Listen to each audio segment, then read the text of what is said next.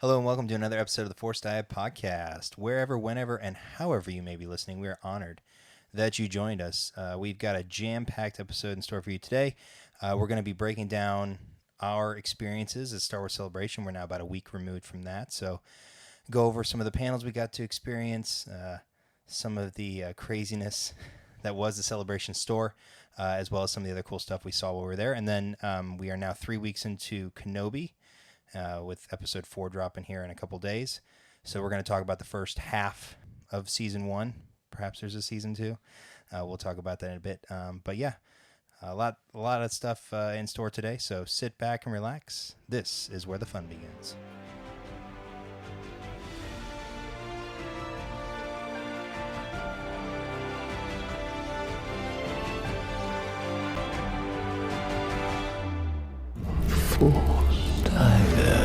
The Force is what gives the Jedi his power. Why is the Force connecting us? I am a Jedi. Always two there are. We're a dyad in the Force.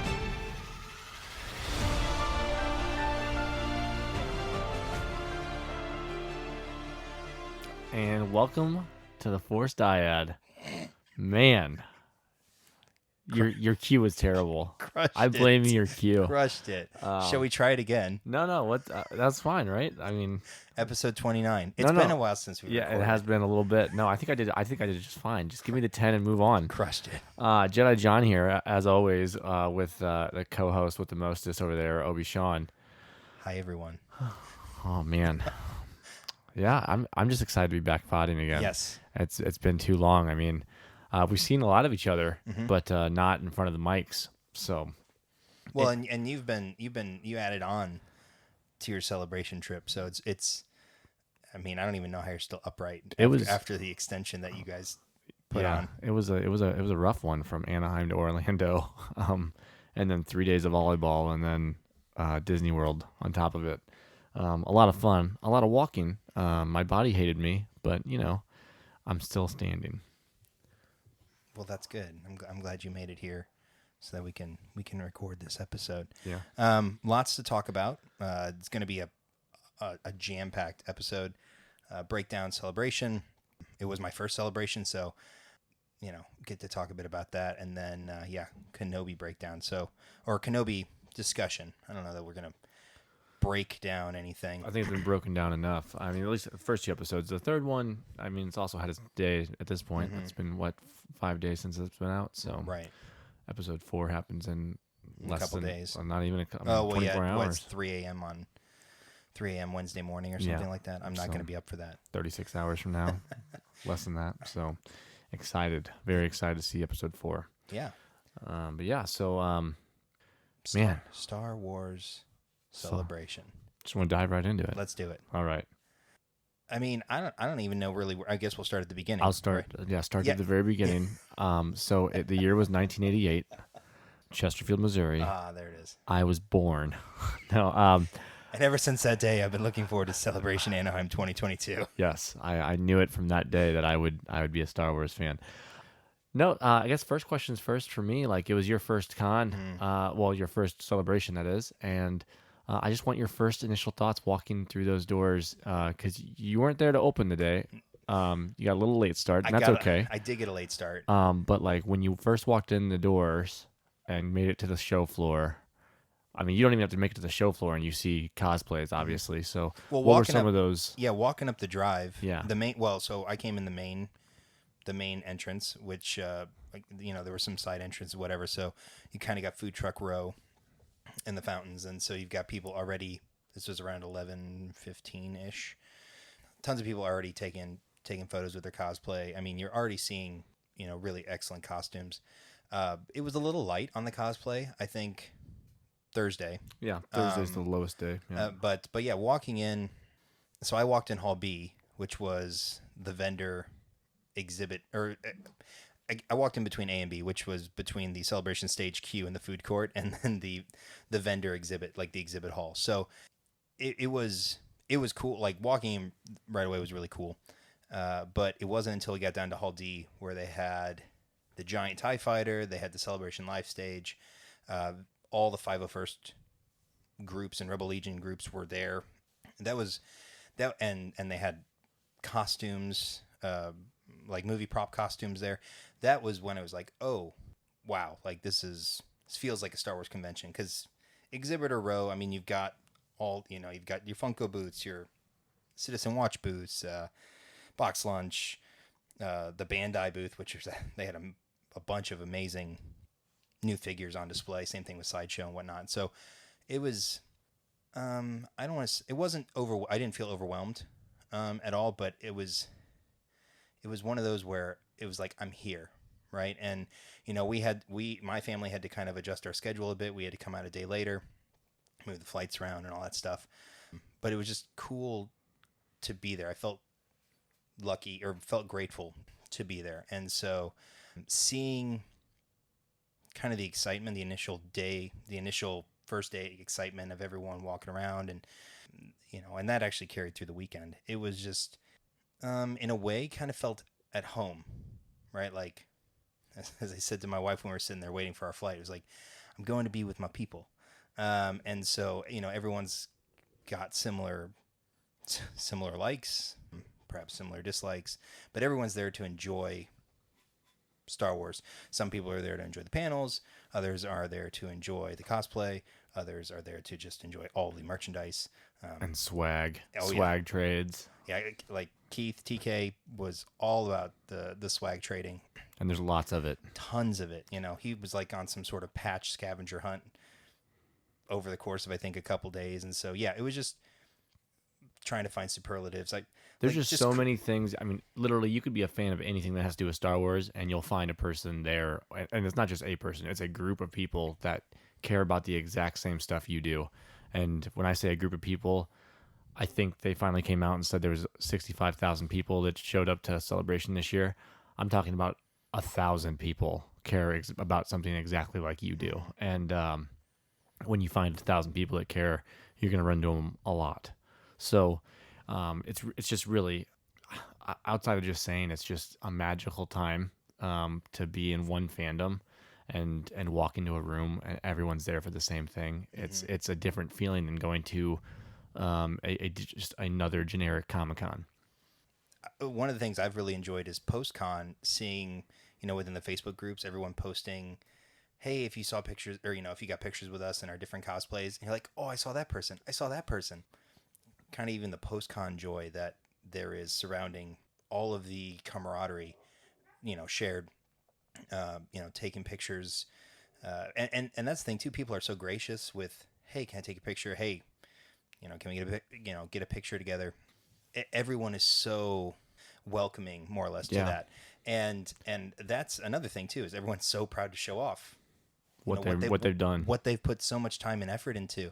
And these people who bring 4 different different get-ups for each day. I mean, kudos to you. That's just, that's amazing. And we saw some amazing cosplays. Yep, absolutely. I mean, that was short of a couple of the panels I got to go to. That was the highlight, was just seeing everyone in their costumes and their cosplays and just interacting with others. Yeah, outside of some of the experiences that we obviously had, either panels or some other extra stuff that we got to get into. One of my favorite moments was just sitting in I guess we were right in the middle of Hall B, between B and C, I think. And we were we popped our chairs out, popped a squat right in the middle of the entryway, basically. Yeah, the concourse there. And we just people watched as people walked in, and it was just a cosplay watch. I mean, the whole time, like, everything we saw, we were just like, look at that. Oh my gosh, look at that. Oh my gosh, look at that. And we're just slamming some raps down and talking about awesome cosplays for 30 minutes, It was fantastic. Just a fun time. Yeah, just fantastic cosplays. Okay, yeah. I mean, that's good. I mean, like you said, like, retailer row, I mean, you're going to have it, right? Funko, Citizen, Kotobukiya. There's all kinds of stuff. Is that how you say that? Kotobukiya. I've been looking at that for the last seriously? I've been looking at that for the last week. I don't even know how to say this word. Yeah, I mean, Bandai models were there. There's a lot of stuff. Well, and the there. art, like, I love the Stance art. And Caseify was there. Stance, I got my Stance socks. You convinced me to get it. And they're comfy, right? I'm wearing my Revenge of the Sith Obi-Wan socks right now, and they are quite possibly the best socks I've ever worn. TK and Sean were so on the fence on it. I'm like, listen, guys, you guys will not regret getting them. I know they're expensive socks, but they are so freaking comfortable. Stance, I'll take my commission check now. I only sold you 2 sets, but you know what?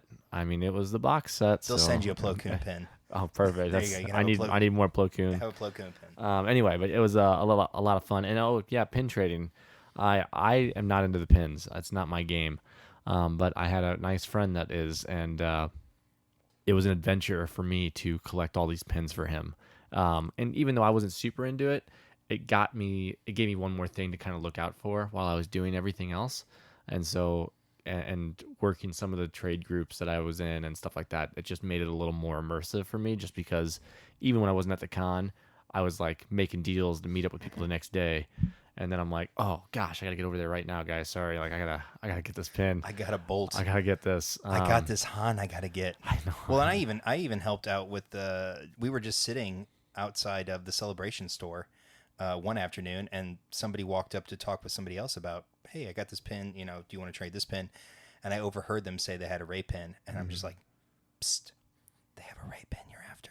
Yeah. So did you complete the set? The set is he had to trade for, the only thing he had to trade for was the Chase pin Tusken Raider, which I believe he got a seller on today. So I think he's done, except for nobody got the Bad Batch pins because they didn't show up. Well, no, the new Bad Batch with Omega, Cad Bane, gotcha. Yeah. So they never showed up. So we're waiting on them to get released from the store, hopefully soon. That way we can. That's it, because I got all the pilots. I got everything else for him. That'll be a fun run on those, and how quick those sell out and it was insane. Get scalped after that. Oh yeah. I don't know what the limit is, but they better make it 2. Mm-hmm. So this was your second celebration. Yep. Did you notice any difference between this one and the last one? COVID stuff aside. Yeah. I think I liked Chicago's setup better. The only thing I liked better about Anaheim was the way they formatted where their extra stages were. So the Galaxy stage and the Twin Sun stage. Mm-hmm. In Chicago, they were really weirdly spread out. Like, you had to go down one way for the celebration stage, which makes sense. But then the other 2 stages were on opposite sides on different levels. And in Anaheim, it was just one right above the other. Mm-hmm. Like, the celebration stage was obviously separate, which everybody knew how to queue for that real quick. But the other 2 stages were right on top of each other, level-wise, and it was easy to find. Yeah, the stacking yes made things super easy. Yeah. Because even the collector's room that was up there with Rancho Obi-Wan right there, I mean, everything was pretty just easy to find if it wasn't on the convention floor, versus in Chicago, it was almost a guessing game on where you had to go. They had maps and stuff, but you would be heading towards something, you'd get there, and it'd look like you were at a dead end. And they're like, oh, yeah, it's actually downstairs, even though the map says it's all one level. I'm like, this is the dumbest map.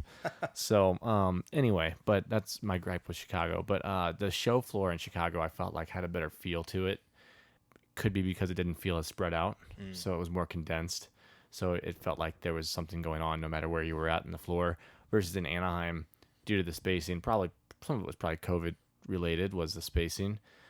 There felt like dead spots where there was nothing, not even people. Well, like Hall D was very sparse, because Yeah. you had the celebration stage, you had, like you said, the 501st Rebel Legion, Mercs, and then they had this really cool car display at the front, which we found a car that had an Obi-Wan license plate, which is epic. But then at the back was photos and autographs, and so like in the center, there wasn't a whole lot going on, and so. But overall, I mean, both shows ran about the same. I know people complained about the store this year. People complained about the store in Chicago too, so it's no different. I don't think there's a good solve for it. Everybody wants the stuff that's in the store. Unless you make 4 different stores and have the same merch in all of them, people are going to be upset about the line. I mean, that's just how it is. Like, there's going to be a long line. The only solve for it is put somebody with retail knowledge actually in charge of the store. You idiots. Put somebody in charge of the store that actually runs retail stores. Because in my personal opinion, they didn't. And that's why it ran slow. Because they didn't put somebody in charge of it that knew what the hell they were doing. The setup of the registers was terrible. well, actually, I'll take that back. The setup wasn't terrible. It was the feed system to get people to the registers was terrible, and so they need to work on stuff. And in some cases, it wasn't them scanning the item because everything doesn't necessarily have a barcode, so they have to actually hit the tablet for the item that they're ringing. And I'm like, just get barcodes on everything. Just get them on there. Talk to your vendor. Get barcodes on everything. Super simple. And then just train the cashiers how to ring stuff accurately. I don't understand how hard this is. But overall, I mean, the store is the store. It's going to be I mean, we'll get into it a little bit, but it's going to be a pain point for a lot of people. I thought panels ran well. I was happy with it. Not too many crazy differences. I will say that some of the areas, I know you had some other stuff happen for you, but the security at most points in Anaheim did a better job than Chicago. Really? Oh, yeah. Because Chicago was literally the wild, wild west. I didn't have my badge looked at once Yeah, all weekend. See, as long as it's remotely showing, nobody's going to stop you. Now, I know you said the one time you walked in with nothing on. Day one, I walked in with walked through security, no badge. Because I had to pick it up from Keith. I mean, early in the morning, every time I walked in, there'd be like badges out right now. Like everybody had their badges on. So like I didn't have that same experience. But then at the show store especially, the security was like top notch in Anaheim versus in Chicago. It was literally like two people and they didn't care.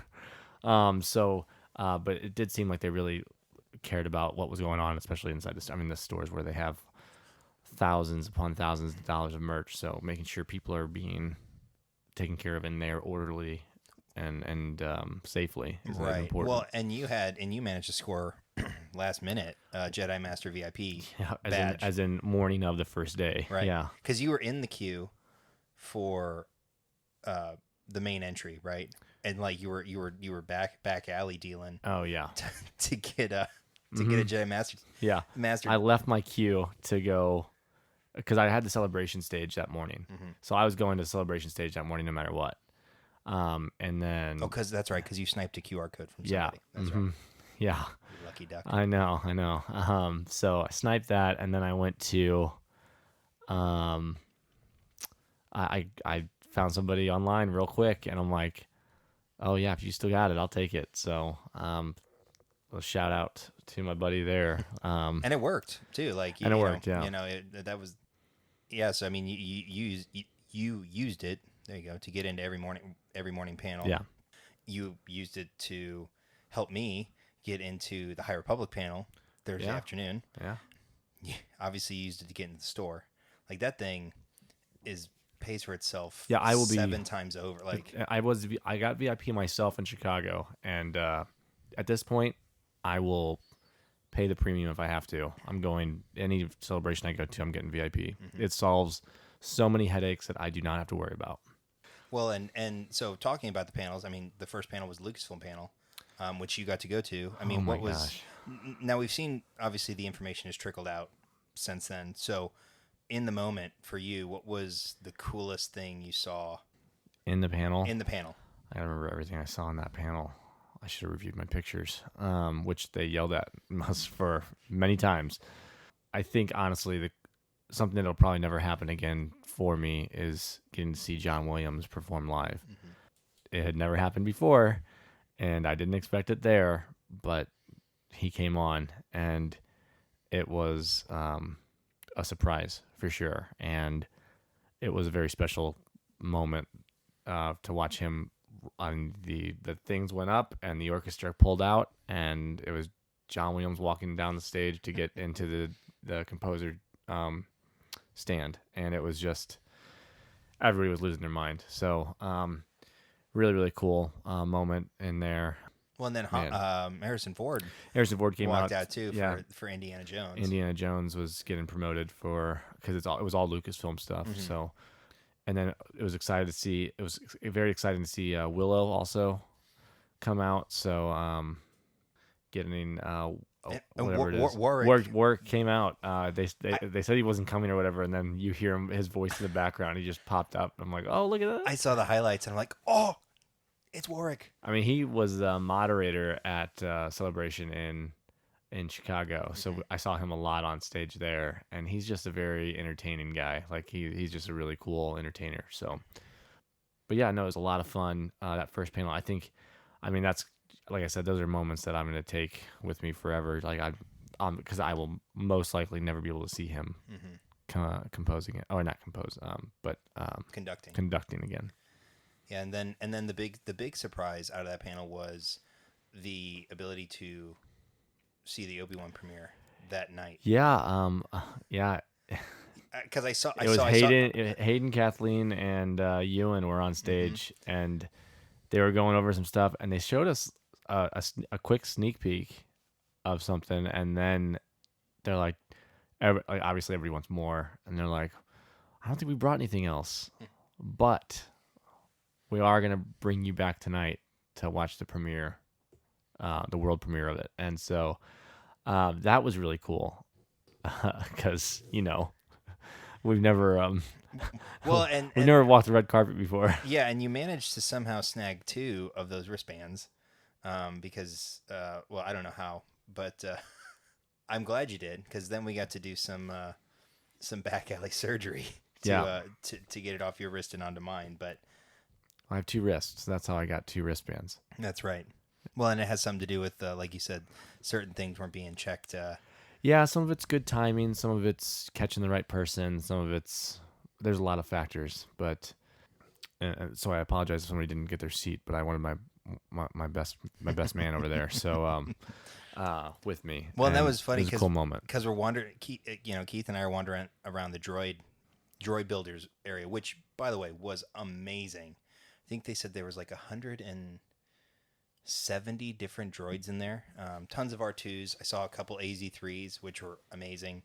A couple K2s.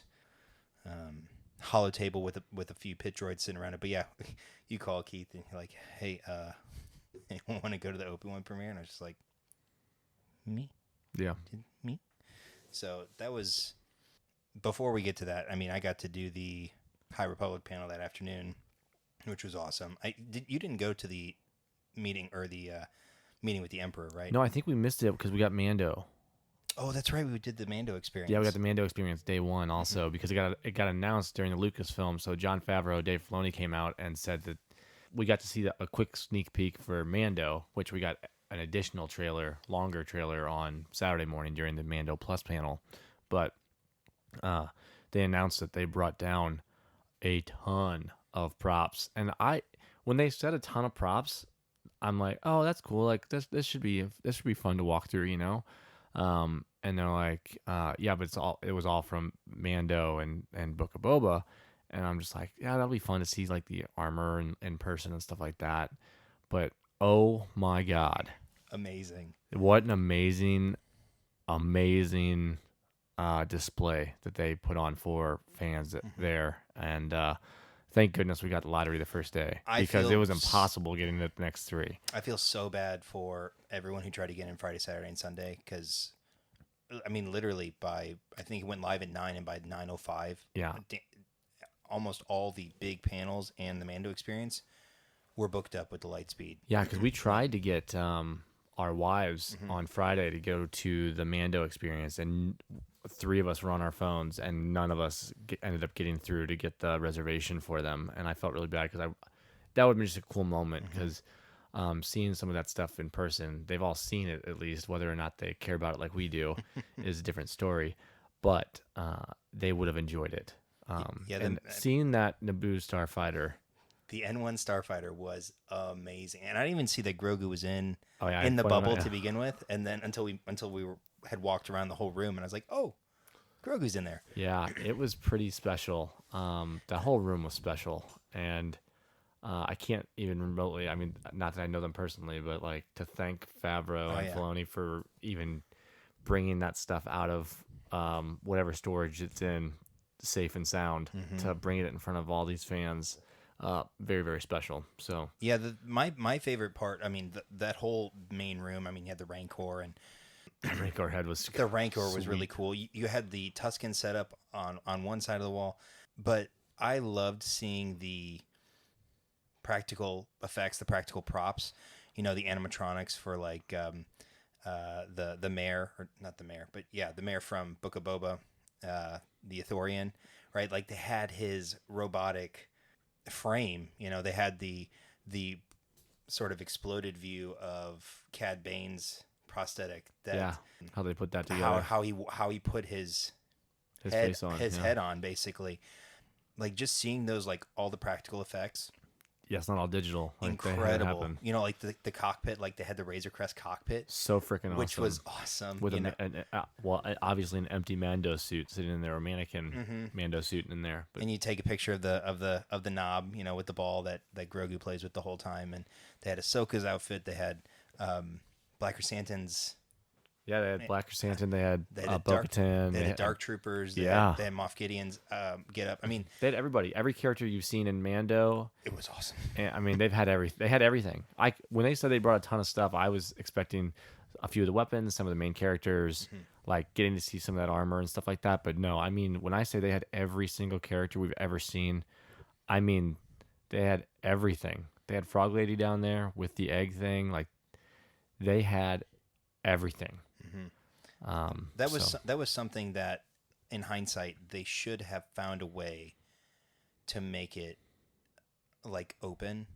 And I don't know how. I'm not sure. I'm not sure how you would have done that, but having it be the Lightspeed sort of lottery system, and then shutting the standby lines, or having a standby line that's 3-4 hours long. I mean, for what that exhibit was, as many people as possible should have had a chance to see it, and it's just a shame that many didn't get to experience it. I think the only way to do that is like some of the ways Disney does some of their rides. It's always moving, so like there's no stopping. Yeah, you can take pictures, but don't stop. Well, they should have done a virtual queue, so like they do for Ratatouille, or they could have tried it. I mean, you can't. Disneyland is a block north. Like, I know, they know how to do it, but you're not going to roll 12 or 15,000 people through there a day. That's going to be a long day. Right, and that's the thing. You leave it up to them. Do you want to try and pop on at 9 and join a virtual queue? Like, hey, come back at... And that's probably something where you got to go over hours. Like, maybe go till 7 or 7:30 to try and, pump people, push people through. You're going to tell the workers that? It's your job now? Okay. I'm just saying. To work, I would have gladly worked... That experience. Yeah, I would have gladly. It would be cool. I would have gladly worked. I mean, nobody was upset in that experience. I'll tell you that. That's for sure. So, but yeah, then we had there was no kids screaming. Everybody was just happy. Well, and you come around the corner, and you were in the big space, and you're just like, wow, like your jaw hits the floor. So that was a really neat experience that nobody knew was going to be there. So that was kind of a nice little add-on. But yeah, the High Republic panel that I got to go to was awesome. Got to hear a bunch about Wave 2, the Quest for the Jedi, the way it's kind of set up to be kind of like a prequel to the Light of the Jedi phase that we just went through, or wave that we just went through, focusing more on exploration, exploring the Outer Rim territories, figuring out, setting up those Jedi outposts on all the different Outer Rim territories. It's going to be focusing on Pathfinders and that sort of stuff. And then they showed off concept art for the Nameless and the Leveler, which are a couple characters you meet in the novels. You can understand why the Jedi would be afraid of these characters based on their appearances. And in the book, it's interesting because I envisioned like a robot of some sort, like some sort of like Centurion. Like for anybody who's like played Skyrim, like the Dwemer Centurions, like that's how I imagined the Leveler. And no, he looked, they make him look kind of like some four-legged beast that's just hideous. So it was really cool to have all the authors on stage. There were some really excellent cosplays of, different Nihil, mainly Lorna D, but some really good like Stellan Geos, Avar Chris cosplays. And there was even a Geode cosplay that the crowd went nuts for, because Geode's from he's in the young adult novels, but he's a rock. He's Geode. And someone was there with a cardboard cutout, and the whole, we were in this was on the Galaxy stage, and so there's probably, I don't know, 1,000 seats, 1,500 seats in there maybe. And yeah, the whole room just went bonkers for this person in a cardboard cutout. But yeah, listening to them, it was the first time they were on stage since Chicago. Is it, everything that's happened with Wave 1 was done virtually, just like much of our lives. And so, yeah, getting to listen to them sit and talk and kind of reminisce about where they've come from since Chicago, since Project Luminous was first announced, to where it is now, and the critical acclaim and receipt that it's gotten from the fans and just broader media. That was an enjoyable panel. That was a lot of fun. I was glad I was able to borrow your badge to get in. So thank you for that. Absolutely. No, not a problem. I wasn't doing anything important with it at that point. So, but then we got the Kenobi premiere that evening, and like you said, never have another opportunity to ever to walk a red carpet. Yeah, unless it's at a celebration that we go into in the future, right. Because that's the only opportunities I have to walk a red carpet. So, but I mean, they had all the costumes. The Grand Inquisitor costume, Rev's costume, Fifth Brother. It was cool because they had like the separate area where the stars were doing kind of their pre-show interviews and stuff like that. They had the Volkswagen did the two. Yeah, the Volkswagen did the light side dark side vans. Yeah, they're vans. They were not nice to look at per se. I wouldn't be driving one myself, but I told Olivia it's too bad that I just bought a vehicle last month. So I mean, if they had the cool running lights like that, I might consider it. But that whole experience was being in that arena with, I don't know, 4,000 people, something like that, and then having all of the cast, the crew, their families there was really cool as well, because Ewan and Deborah Chow came out and thanking everyone, of course, welcoming everyone, and just thanking everyone who helped make it possible, because they're like, this is our premiere too, and so we're here with our families, and so it was just. And then, of course, Ewan says, "May the force be with you always," and the crowd goes nuts. I figure, like, anytime Ewan or Hayden spoke, oh yeah, everybody went crazy at this celebration. Like, they just went absolutely bonkers. Didn't matter what it was. No, they, I could have said hello, and they would have gone nuts. But what's funny? It goes back to Ewan said it during the Lucasfilm panel, how he was happy to be there as his first celebration.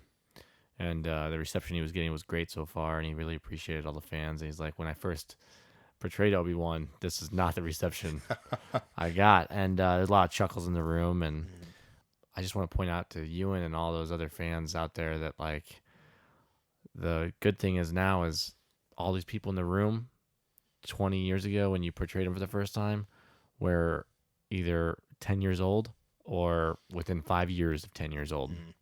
So now they have money and they're going out to these conventions as mid-20s to mid-30s, and they love you because they love the prequels, because that's the Star Wars they grew up with. There are movies. We talked about that last podcast with the music and stuff. Like, the prequels were the movies that we first got to experience in theaters. That was the first time seeing new Star Wars in theaters, was the prequels. So yeah, that's us. So in 20 years, all this hate for the sequels, which they'll still be around. I get it. It's going to happen.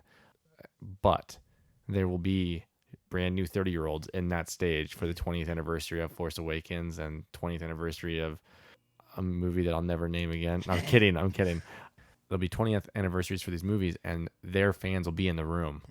So excited to see the stars that they grew up watching. And so I think it was really special for Hayden when he first came back in a few years ago, and then for Ewan to come back this year and get this even bigger reception, probably. It felt really good. And obviously he's reprising his role currently. So for him to get the reception that he got was just fantastic to watch. Yeah, so. The love for the prequel actors who were there was excellent. And so, yeah, I mean, the Kenobi premiere was awesome. It was great to be able to share that as podcast partners, as best friends, and share it with everyone else. Like when certain things came on the screen, people cheered, people groaned. The opening scene with the younglings, the entire arena just groaned because you're like, no, this is not how they're starting. Yeah, we're gonna do this right now. We're gonna do it.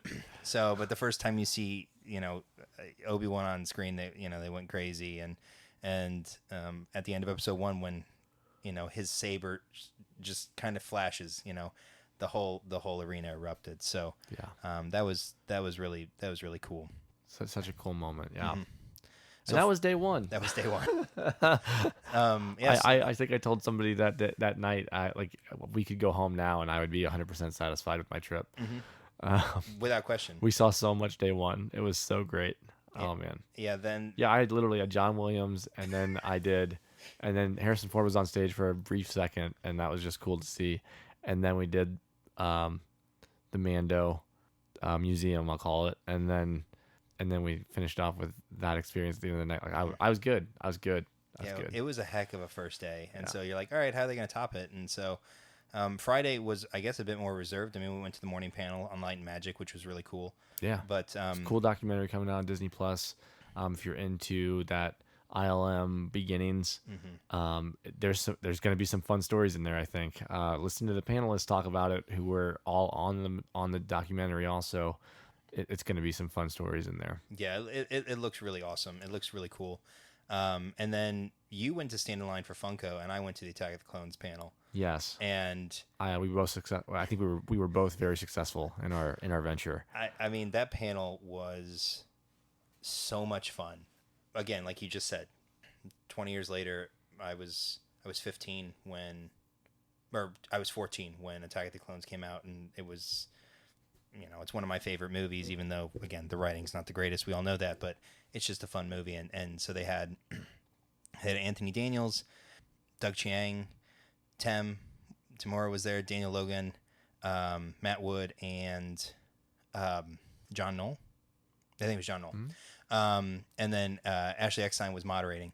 And so that... Which is a fun moderator for a Clone Wars movie. Yes, she did very well. The funny thing was, I swear it turned into the Tamora and Daniel Logan, hour. Tamora's telling all these stories, and Daniel's over here just like losing his mind, just laughing. He's crying. He's laughing so hard.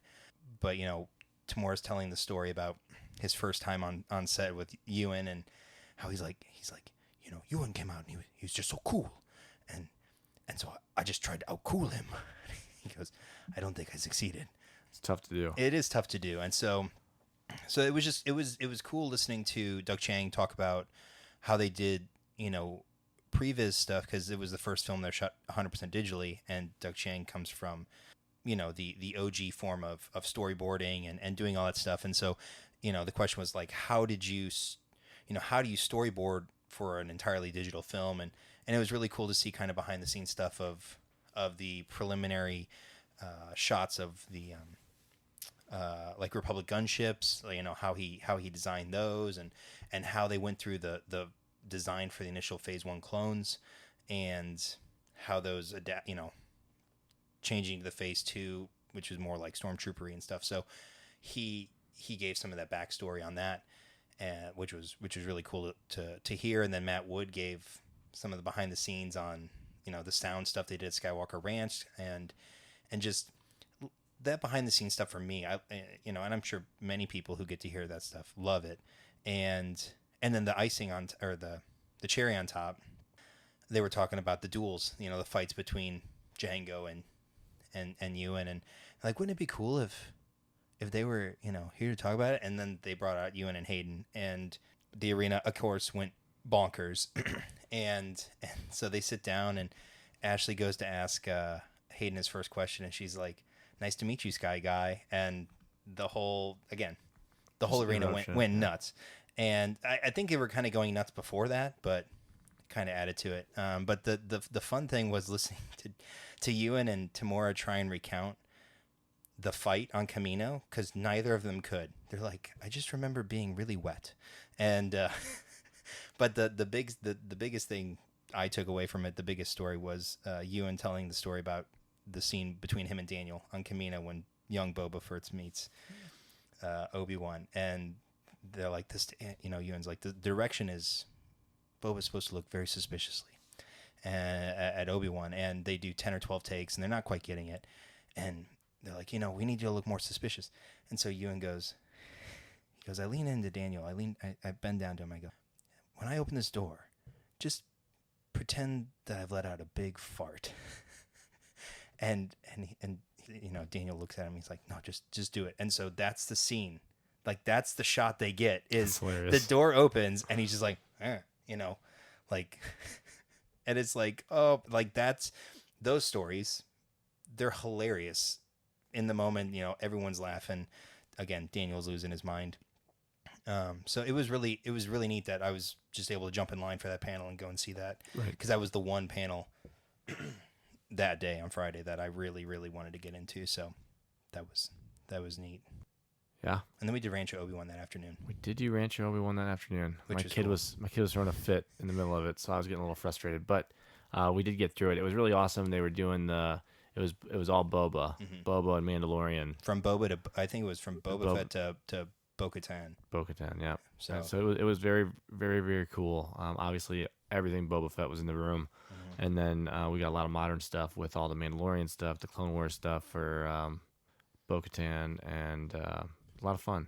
Just a lot of fun in that room. One thing I didn't realize, briefly on the Rancho Obi-Wan stuff is that I always thought that it was Steve's like collection, like solely. Oh, yeah. Just three. I didn't realize that there were a few different contributors to it. Yeah. So that was, again, cool to see the different pieces from the different people's collection that make it up. So that was a neat exhibit to, again, get to walk through. Yeah, absolutely. It's a great time. It was. And the Saturday, you guys got the Mando Plus panel. Mando Plus was amazing. You want to talk about a lot of people on stage? I think there was something like stupid, like 15 chairs on stage.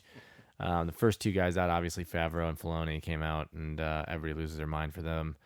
Watching Dave on stage is just a treat, because anybody else that comes up behind him, he is just so scared of spoilers.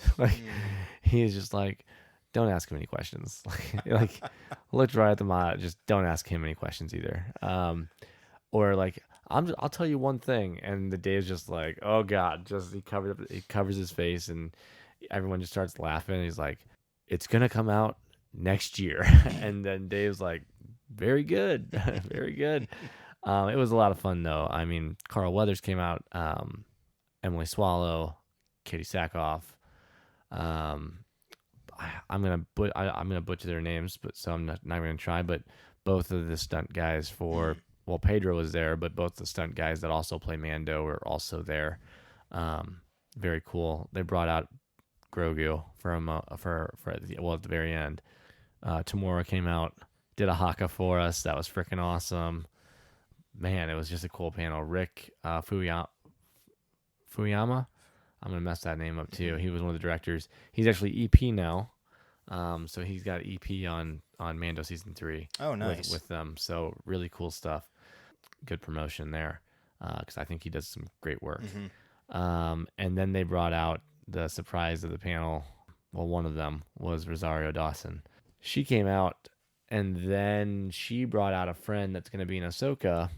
Chop Chop came out on stage, so we got to see a live action Chopper roll out, and everyone lost their damn mind for good reason. And then I already said we got the long extended version of the Mando trailer. Really cool. Looking forward to season 3, obviously. And then we also got, they've only been shooting Ahsoka now for 4 weeks. At the time it was 3 weeks. And so we got snippets of what they were already doing. And if Chopper didn't give it away, the Rebels are back. So we got a glimpse of Hera from the back. We didn't get to see her face, but we got to see her shoot the Twi'lek. What do they call? Oh, the lake. Not Lake Hughes. No, that's the Torquatus. Anyway, the Twi'lek's hair. I don't know how else to describe it.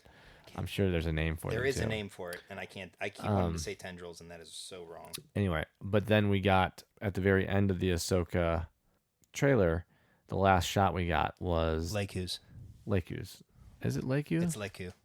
At the end of the shot, we got the back of Sabine Wren's head looking at the graffiti on the wall that she had drawn in Rebels at the last scene.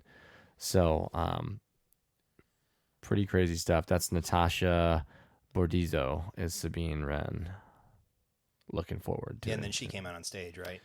She did. She came out, and it was really funny because like the first question asked by everybody. So, can you tell us anything about your character? And again, Dave just like looks down the panel, and then she just like very very shy. I mean, some actors and actresses are very shy people. They're not really super outgoing, and walking into a panel for Star Wars that's full of people that are just blasting you with cheers because They know who you're playing. Yeah, it's intimidating, I would imagine. I mean, walking onto that stage would be frightening for me. So, even though I dream about being up there one day, it would be intense. So, but just watching her just slowly just say, "I'm gonna be Sabine," and that's all I can say. And then you get the natural Dave Filoni nod. Like very good, very good. That's why you got the part. They've been trained well. It was just funny. But they had a lot of fun during the panel. I mean, it was fantastic listening to some of that banter between some of the cast members and just them having a good time. It was just fun to see. So lots of fun in the Mando Plus panel. Got to see a lot of good stuff. So can't wait for the rest of it. Mm-hmm. The rest of Saturday was actually kind of chill. I mean, I don't feel like we did a whole lot, did we? I mean, it was also autograph day for me too. It was picture day for me. It was me getting my picture with Ewan. So I got my photo with Ewan on Saturday morning while you and Keith were at the panel. That was really cool. That was for as brief as it was a really cool moment. You run through, what are you going to say? What are you going to try and shove in before you're ushered out of the room? And I kept it simple, and I just introduced myself. I said it was an honor to meet him. And then he said, "It's very nice to meet you, Sean." And I almost fell over. Just, because he's again the character that You are Obi-Shawn. I am Obi-Shawn, and that was just a cool moment. And I found out that I'm the same height as him, which means that when I inevitably lose a few pounds, my General Kenobi, Clone Wars cosplay, is going to look sweet. It's gonna look good. It's gonna look good. Can't wait. But on that topic, so I'm wearing my Visible Confusion shirt, one of the shirts that I got from the show. Actually, man, they made so much money on people. Keith actually got this for me. I love it. And so it's the Visible Confusion meme of Obi-Wan from Attack of the Clones. And I put this on before I left tonight to come over here. And I didn't tell you about this because I wanted to share it on the pod. And I helped him to put my son to bed. And he looks at my shirt and he goes, "Is that Dada?" And I thought, I love you so much. Oh my gosh. I love you so much, son. Oh my gosh. That's so Kara's great. like, "I think you just made Dad's night." And I'm like, Yep. That's my boy. Dang. And I have to say, looking at it, I can see it. yeah, I mean, I can totally see it. I mean, we have face swapped you into Obi-Wan's And scene, it's been pretty flawless. You look pretty good as Obi-Wan. I mean, his eyes are a bit more green than mine. They're a bit more lighter green. Contacts can fix that. Well, my hazel eyes will work just fine. Behind these hazel eyes is Obi-Wan. So, what a great time. That's awesome. yeah, so that was neat. And then, you got your autographs. Or were yours on Friday? Yeah, mine was actually on Friday. Yeah. I didn't think back, but I got 2 Tamora autographs. It was fun meeting him just briefly. I mean, there was no pictures or anything, but we need to talk to him for that 15 to 30 seconds because I got 2 signatures, so I had a little bit extra time than just the single signature people. But it was just fun. I actually gave him I talked to him about Couples Retreat instead of Star Wars stuff. I mean, he was talking about a lot of Star Wars stuff, obviously, all day. But I had just watched it. It was the day we got into town. We were in the hotel, and Couples Retreat was on TV, and I was watching it with my wife. And sure enough, Tamora is one of the characters in that movie. He's a bit part, but still, he does a good job because it's just funny. Totally typecast, by the way. Yep. But Favreau's also in that movie for anybody that doesn't remember it. And but when I brought it up to him at Celebration, I'm like, "Yeah, I forgot you were in Couples Retreat. I just watched that the other night. It was just really funny because I knew I was going to meet you." And he's like, "Oh yeah, Favreau was in that too." He's like, "Always party, always go to the party side all day for him." And I'm like, "Yeah, that was it. Yeah." So it was just it was probably something different, mix it up for him that day. But I got a Boba. It's him in his Tusken outfit from Tython in Mando Season 2. And then I got him to sign the Black Series Jango Fett figure that I have. So Super awesome, and it's just hearing him in the Mando Plus panel was funny also the next day because he's like, yeah, I was signing stuff all day yesterday, and I figured out something really interesting about myself. Tamora Morrison, Commander Cody. Tamora Morrison, Boba Fett. Tamora Morrison, Jango Fett. Tamora Morrison, Captain Rex. Like he's like, I got really, really good at changing my character name. It was just really funny. Because that's literally, I mean, everybody in line had something different. Whoever their favorite character was that he voiced or was, like, they had it. And he would, every time, Tamora Morrison, and then character name underneath. It's so awesome. So kudos to him, because I think he handled everybody so great, and he was so kind to fans. And you could talk to him for 15 or 30 seconds, get a fist bump, and move on with your day. And it was special enough. So yeah, cool stuff. But yeah, Saturday was, I think that was more the day that we wandered around and you guys bought a bunch. I helped you guys spend money. Oh, that's what happened. That was the day I helped you guys spend. Halfway through the day, we started drinking. Oh yeah, because we met Obi-Wan, Qui-Gon, and Darth Maul right before they went back for their UN photo, and it was like it was beer break. It was bar break. break. Jedi's on break. Yeah, Jedi's on break, and we're all drinking. That was a lot of fun. Yeah. And then you guys took me to an artist that wanted me to spend $400 on stuff. So which he was awesome. Oh no, his it was his Cliff. stuff. It was Cliff. Yeah, it was fantastic items. I was just like, if I walk back to the hotel with a $400 painting, my wife is gonna kill me. Says the man who almost bought a $1,000 portrait. Or it wasn't a portrait. That had signatures on it. It did have three. It did have three signatures on it. Who did it have? Billy D. Was it Billy D? David Prowse and Jeremy Bullock. Yeah, from Empire Strikes Back. Empire. Yeah. So yeah, whatever. And he was going to cover the tax. He was, and he was going to have and the shipping. And he was going to have these on you the shipping. Yeah. Because you told him that you had a certain limit, and I had to call the wife. Yeah, and he brought it down right underneath the limit. It was the epitome of like a used car salesman. It's like, all right, I've got X amount, and they're like, well, we can do this, this, and this. Yeah, he was literally just like, what's your limit? I'm like, I can't spend over this without talking to the wife about it, because that's the rule we have in place. And he's like, well, I can get it under that. And I said, it's not what the sign says, right, sir.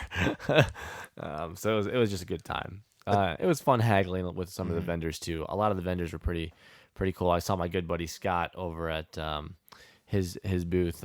He runs one of my Black Series collectors pages. Great guy. Love you, Scott, if you're listening. Always takes care of me. I do my best to take care of you too when I can. So great guy over there. But there's a ton of good vendors. Some guys are there. Obviously, they paid for the spot. They're there to make a lot of money, because they got to make a lot of money to pay for the spot, because those spots are not cheap. But some guys were willing to work more than others. As you get later in the con, same as every other con, nobody wants to pack stuff up. So the cheapest day is Sunday, so which we're going to roll right into. Yeah. So Sunday was the short day because you had to leave. So yeah, we just did the Bad Batch panel in the morning, which was fantastic. Which was really good. I loved it. Got to see the trailer twice. The coolest part of it was watching D. Bradley Baker and Michelle Ang voice act a whole scene. The scene from episode 8, I think it was, with Battle Scars, when they're on the Venator and they're being watched over by Crosshair, and they had scripts on stage, and Michelle had 3 lines, pretty much, and Brad Rao, it's Brad Rao, he's reading the stage direction, and then the way that D just jumps in and out of the different characters flawlessly. And they talked about that in the panel. They're like, hey, do you want to just record all of Hunter's lines? Do you want to record all of Tech's lines? He's like, no, I'm just going to read it as it is, and just flawless jumping between all the different characters. And so that was really neat. But yeah, the trailer and the little sneak peek we got, seeing Omega a little bit older, she's definitely leveled up. We've talked about her as leveled as the up. RPG character. She's definitely, it's a good time jump that we're seeing, and it, which is good to see, because I didn't really need more really young Omega. It's good to see her growing up already. So and so then we get the trailer, and when Crosshair says Commander Cody, oh gosh, the arena lost it, and I didn't even hear like the next 30 seconds of dialogue because it just went bananas. I think that's why they showed it again, just so we could hear the rest of it. So, but then we're gonna get scenes in the Imperial Senate with Palpatine. It's gonna be nuts. It looks good. It's gonna be good. And it had an epic poster giveaway or like handout swag thing. Yes, the giveaway. The giveaways. So that was cool too. But then yeah, you had to take off after that. And so, Yeah, I had to take off, get to Orlando. Let's get out. We'll hop on a flight to Orlando. And so then me and Keith and his wife walked around for a little bit, and then I totted off to Disneyland. Yeah. So you want to talk briefly about your visit to Disneyland, which I know yours was at the beginning of the week. Yeah, I mean, it was a lot of fun. I'd never been. It was cool. I mean, it's very similar parks, obviously, in certain aspects. In other aspects, it's way bigger in Florida. So, but I enjoyed going back because I got to ride some rides that I haven't been able to ride in a long time, like Mr. Toad's Wild Ride. I mean, it was taken out of Florida years ago, but I remember going on that ride as a really young child when it was still in Florida, and yeah, it was cool to get back and do it, and yeah, I mean, it was cool to see a little bit of differences. The character interactions in Disneyland are still way better than currently in Florida. Florida's still kind of standoffish with COVID protocol still in place, seems like. But in California, where COVID was the strictest restrictions anywhere, you could walk up and get photos with most of the characters now. So it was cool to see that difference. It was kind of weird getting down to Florida and realizing that it was still COVID protocol and the cavalcades were still together, like where they would trolley characters down, or you could see the characters from a distance but not close up. But I also like the fact that Galaxy's Edge is right in technically what would be the Magic Kingdom in Disneyland versus a different park completely than Florida. So it was cool experiencing Galaxy's Edge on the other side. I mean, it's the exact same setup. It's the exact same. I think it's laid out a little bit better because you get the entrance from Frontierland, and so it feels more natural. It's the exact same setup.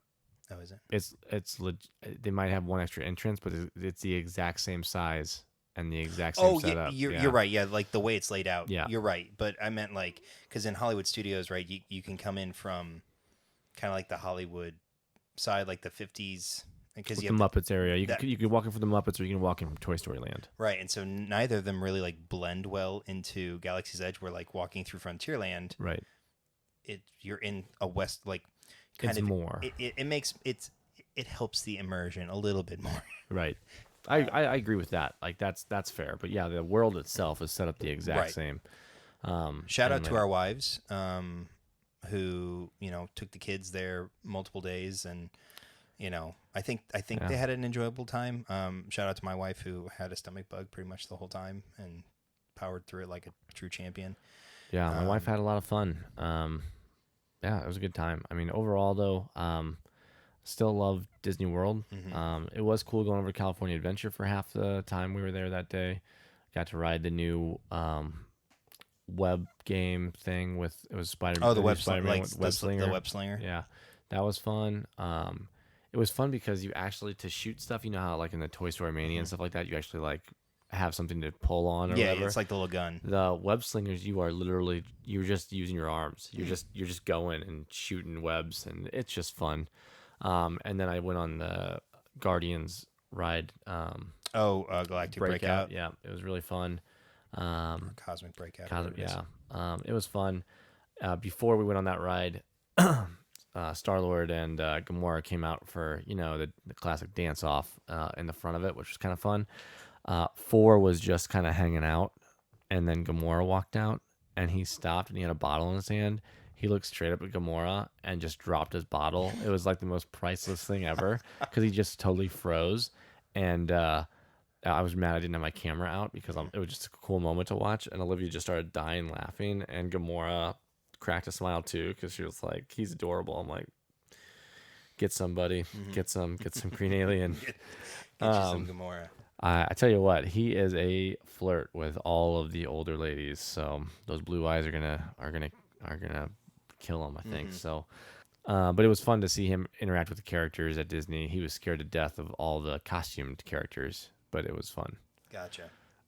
Chip scared the hell out of him. First one he saw scared the hell out of him. I mean, he's a giant furry rodent. I mean, it makes. I mean, Chip and Dale are actually some of my favorite They're Disney some of our characters. favorites too. But I can understand why a 17-month-old might freak out when confronted with a giant chipmunk. Yeah, he did okay in Mom and Dad's arms next to like Goofy, Minnie, Mickey, Pluto, Donald, all them. But he was in a stroller, and I tried just to like coax him to go near Chip, and Chip was being playful. But Ford did not appreciate it, so it was screaming immediately. So we'll work on that. But overall, fun at Disneyland. What about you? Yeah, so I got to go Sunday. It was great. I mean, we went in the afternoon after my son's nap, so we got kind of an abridged version, but got to meet, I guess, Painter Mickey there in California Adventure, like right inside there by the old-timey cars. So that was his first experience meeting Mickey, and he walked right up to him, gave him a huge hug, and he was very excited to meet Mickey. And so that was really cool. Cars Land was equally awesome.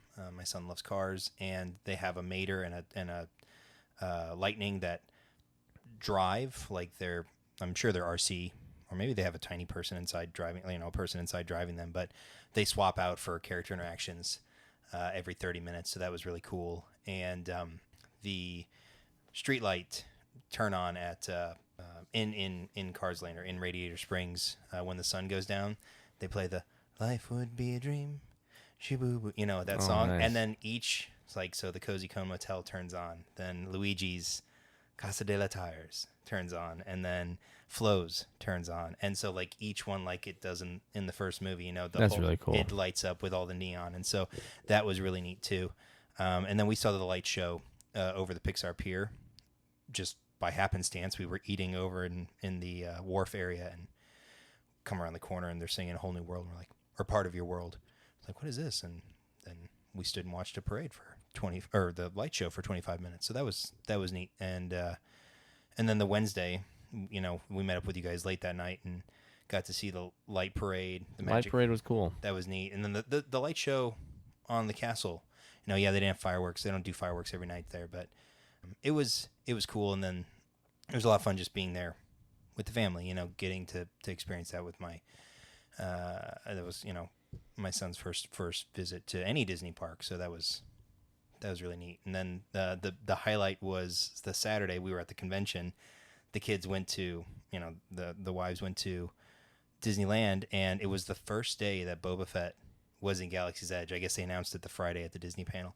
And so they sent us the video of my boy going into Galaxy's Edge. He sees Boba Fett and he's yelling, Boba Fett, hi Boba Fett. And apparently he stopped and looked right at him and saluted him. And it would have been cool to be there for that moment, but I know both our wives said that they got chills, and I'm like, yeah, that would. I'm just proud that my son knows who Boba Fett is. Yeah.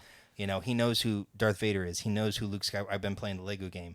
He's like, where's Chewbacca? Where's Rey? Where's Finn? Where's Darth Vader? Where's Luke Skywalker? That's another one. Chewie. My son's not a fan of Chewie. I don't. Friday at the show. Scared the hell. Hysterical. At Disneyland in Galaxy's Edge, we were playing over in this area, and I guess it's where the characters walk out. So Chewie came out with R2 and Rey, and man, he turned around and saw Chewie and just started screaming. I think he was still worried it was Chip. But I tried to hold him, and I gave Chewie a high five. I'm like, look, he's cool. He's a cool guy. He's on our side. And then it just didn't go well. And then Rey tried, and then it was just over. It was just over. But really, it was still fun. And then at the show on Friday, we tried again with Chewie, thinking somehow that try number 2 would be better than the miserable fail attempt number 1. It wasn't. It was just as bad. It was. Well, and he seemed fine until Chewie bent down to look at him, and then he saw him, and then he freaked. We all laughed. You all even laughed. I died, and we're just like, we're traumatizing small children. I don't care. But it was funny. It was cute. One day we'll look back on that, and it'll be when he's hugging Chewie, and I'm like, remember when you cried when you saw him? Baby. It's like everyone with Santa, right? They're terrified of him at first, and then they grow to love him. Yeah. So Chewie's the same way. Chewie's like a big Santa. Wookiee Santa. On Life Day. Right. Good So stuff, though. so how would you convention? I guess overall out of 10, Oh, you're what looking would for you a give it? Yeah, like, give it a rating. Take everything into account. We won't do goods and bads. Just Man, I had a really good time. So it's hard for me to give it really bad scores, but I did notice some stuff that I was just like, oh, like this could just be better. I'm just gonna go with an 8.5. I mean, that's pretty fair. There was stuff that I definitely would have changed. A little more organization from some of the vendors would have helped. Yeah, but other than that, I mean, I enjoyed it. And even if I didn't have VIP, we still would have got into multiple panels. So the lottery system obviously worked in our favor versus some other people didn't. I can see the argument for the lottery both ways. In our case, for instance, we would have been in 3 panels, not all on the celebration stage, but we would have got 3 panels versus some people didn't get any panels, no overflow rooms. They got nothing, not one lottery won. And so I understand from both sides of the ball, but at the same time, it is efficient. And that means that hopefully the people go home to their hotel or wherever they're staying, shower, and go to sleep. Most importantly, I don't care if you sleep, just shower. Because otherwise the BO becomes very real very quick. I think that's the one thing the lottery cleans up people a little bit better because they're not waiting overnight, not going back to hotels, like just because they want to get in line first. well, and it allows people. It's supposed to allow everyone to have a fair shake. It does. I mean, And for those who maybe unable, mobility issues, or if like in our case, I know I wouldn't have been able to be up at 2 in the morning, 3 in the morning to go sit in line. to go sit in Neither line. could I. We have kids. Right. And Like, so, the lottery for us in our situation was the only way the we're only way going we're to going to get in. So, okay, so 8.5. So being in my first convention, first real convention, frankly, but my first celebration, I would say that overall I probably had a 9. So probably 9 for me. The lightning lane was the biggest kind of whiff, I think, for my experience, which I still got to do a lot of awesome things. I didn't, we didn't necessarily miss out on like the Mando stuff like the way that a lot of people did. There were other panels that I would have liked to have gone to, but the lightning lanes filled up immediately. It's kind of crazy too for some of those other panels. Like, even though you want to go to them, Or light speed, not lightning lane. Sorry. there's so many people that want to go to that. Like, you're in a spot of Star Wars, so like I told everyone at the beginning of the show, like, you're gonna find 1,000 people that are interested in the exact same thing, the exact same way you are, or more. So yeah, those spots are gonna fill up quick for every single panel, no matter what it is. Well, and I feel like I actually forgot about certain panels too, because we were so busy doing other stuff. Like, I forgot about the Tales of the Jedi panel that I would have liked to have gone to, in hindsight. I forgot, well, I didn't forget, it filled up, but the Lego Star Wars panel I didn't get a chance to go to. But there were so many other things to do. Granted, most involved spending money. I'm very good at those though. Yeah. Those are what I'm best at, I think. That I filled in the gaps, and Right. so I didn't feel that I missed or that I missed anything, or if I did miss something, that was okay. I knew that I wasn't going to get to do everything that I wanted. You can't. You There's physically not enough can't. time. Yeah. There's not enough. And there's overlap. There's panel overlaps. Like, you literally have to pick one and throw the other one to the side. We talked about that with the panel overview before. In our preview show, and so yeah, for me, seeing all the costumes, seeing all the cosplays, seeing all the joy overall. By the third and fourth day, people are just getting run down. But those first couple days, there's just so much excitement. Everyone had been waiting for this, and for many, it was the first big public interaction that we've had in 2.5 years, and so that was just a joy to take part in and just share in that moment with my friends and obviously our families and just the thousands and of the new thousands of yeah, exactly. Like, I don't know. Again, I didn't experience any hostility. Yeah. I didn't experience any like disdain for like all the hate you might see online. I personally, not saying that it wasn't there, I didn't hear or see any of that. Nope. So I feel like in person, obviously, the keyboard warriors go to bed because now you're interfacing head on with somebody, you're not going to say those sorts of things, even if it's something that you feel, honestly about. So, but yeah, 9 out of 10 for me. Would do again. I've been jokingly looking into going to London because that's where the next one is. It's next year in London. Looking. I'm seriously going to be looking. I'm kind of sad that the 40th anniversary of Return of the Jedi is going to be celebrated in London, and that's just a greedy, sort of a selfish reason there. Like, definitely the people in Europe deserve to have something more or less in their backyard or within a 3 or 4 hour flight from them, as opposed to having to spend all the money to get across, especially to California. So I'm happy that they're getting another crack at it after 7 years, I think it is. Or no. I think they had 16. Oh, yeah.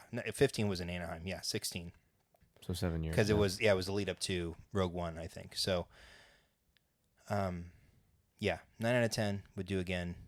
Yeah, I just had a great time. So, all right. Outside of some of the panels, I will share my favorite moment, and it's selfish. That's my favorite moment, but it is what it is. So, and I'll link it together with multiple moments. So the kindness of older fans, whether it be mid-20s, 30s, 40s, whatever it is, the kindness that some of those people share with the young fans is so. It's just so great to see. Passing the torch that that younger generation of Celebration fans and Star Wars fans in general, and even myself, I partook in it. There was a kid in a Rex costume. Like, by no means was this like a tier 1 TK. I'm sorry for the rating system, but it's not the highest rated 501st cosplay. it's right? not screen accurate. It is not. But he was dressed up as Rex, had his helmet on. He was not having a great time, right? And I realized very quickly I probably gave him the wrong pin. But I looked at his mom. I'm like, is he collecting pins at all? And she's like, oh, he doesn't have any. And I'm like, oh, well, here's a Darth Maul, because I had an extra Darth Maul. And I realized really quickly that I made a joke out of it real fast, that I'm just like, so I know as a clone, Darth Maul is not your favorite person. He did not treat the clones very well. And the kid started laughing. He's like, yeah, he was pretty mean, but I like him a lot. And I'm like, okay, good. So, but give him the pin, and it instantly brightened his day, And his mom just said, thank you. Like, I'm like, yeah, like, but this is like, that's what going to these things is about. Like, seeing kids' faces when they see their heroes, like, and all the cosplayers do a fantastic job of it, way better than I can do is in my plain t-shirt and shorts, But giving those kids that moment and taking this time to take pictures and all that stuff that you mentioned earlier, taking the time with a 10-year-old in an actual great cosplay, Captain Rex, taking the time with the young, it doesn't matter, Spirit Halloween Captain Rex costume is huge. And it means so much to the kid. Any kid. That's the thing that is my favorite thing about Star Wars Celebration, is just seeing the kindness from the older fans and passing it on to some of the young ones. Without question. I mean, we're the stewards of our fandom, right?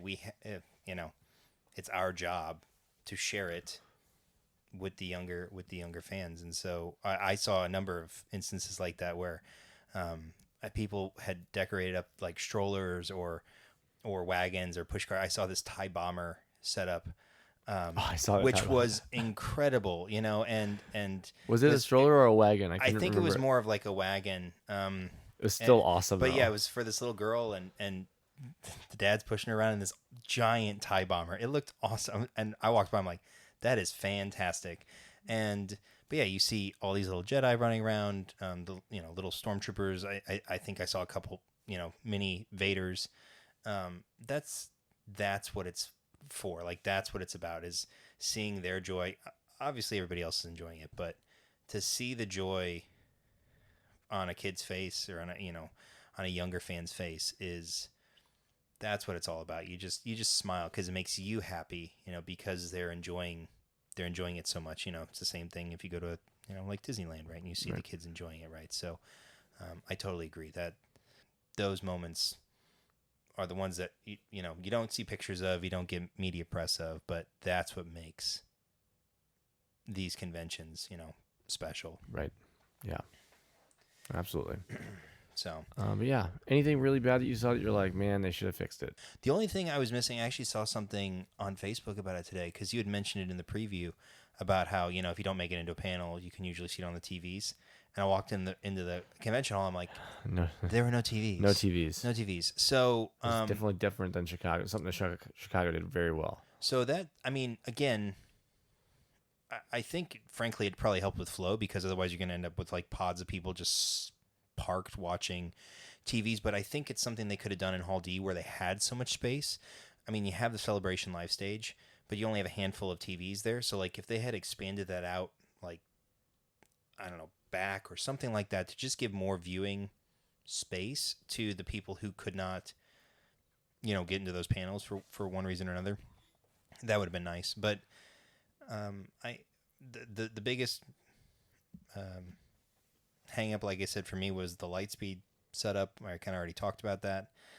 The food was good, but the options were kind of limited. You know, you had Food Truck Row, but then you're standing an hour in line for food trucks, which I get it. It's a convention. There's, you know, 15, 20,000 people there each day. There are going to be lines. But it would have been nice to have maybe a couple more food options inside. Yeah, they only had the 2 cafe things, and they didn't really have. It was wrap, Right. or wrap. Or you had like the Dole, but like there was one in like the exhibit hall, you had like the Dole Whip area. You had the one area that had a couple hot dogs, but the offerings were a little slim. But again, you're just kind of nitpicking at this point. One thing that would be nice is if they kind of, this is going to sound counterintuitive, but pare back the panels, like so you don't have as much overlap. Because there were a number of panels I was like, oh, I'd like to go to that, and I'd like to go to that. And if they just separate them by like a half hour, you know, and taken out. Now, again, that takes away from everyone else who has a panel. So it's kind of a line to toe. I mean, yeah, I mean, I think one of the reasons why they do that is so you do have to pick. There's so many options. So it separates people. Mm-hmm. So it's not a line and then another big line and then another big line. It's you chose to go to that panel. You're locked in. So that's 2,000 people we don't have to worry about right now for the next hour. So 30 minutes later, we're going to start another panel for 1,000 people. They're going to fill it up separately. So that's 3,000 people taken care of in panels, and it lightens up everything else. So I think that's why they probably do it the way they do. So they don't just have line after massive line after massive line to get into these things. Yeah. And the only other, I'm going to put air quotes around negative, was the lack of exclusives on things that I enjoy collecting. Specifically Lego. Excuse me. I know that. Come on, we're the first to see it. Yeah, the whole you bought it here first sleeve, like little paper sleeve that's around your brick head. I'm going to sell it for $1,000. I know you will. I know. You just should take that sleeve to a Kinko's or a Kinko's. Jeez. What year is it? A FedEx or something like that, and just get a bunch printed up and then buy a bunch of brick heads at. Oh, Jesus. And then just sleeve them all and say, look, I bought them all. Like, that's, there was nothing exclusive for Lego, which was disappointing. Now, it saved me from spending a lot of extra money having to shove stuff into my luggage. So I didn't mind that. You know, I had no desire to go into the store. Thankfully, you guys did. And again, thanks to Keith for getting me my Visible Confusion shirt. I picked up a couple comics while I was there. Bought an Obi-Wan #1 variant, which looks awesome. But I didn't spend a ton of money. Namely because the things that I collect didn't have convention exclusives there. Yeah, I was a little frustrated also with the convention exclusives based on the fact that Hasbro didn't have anything there. I was a little peeved about that. What are you talking about? You could pre-order the Paz Vizsla like 12 hours before it went on sale to the general public. Yep. Which, I mean, that was cool. That way it guaranteed me a figure, which I'm not mad about.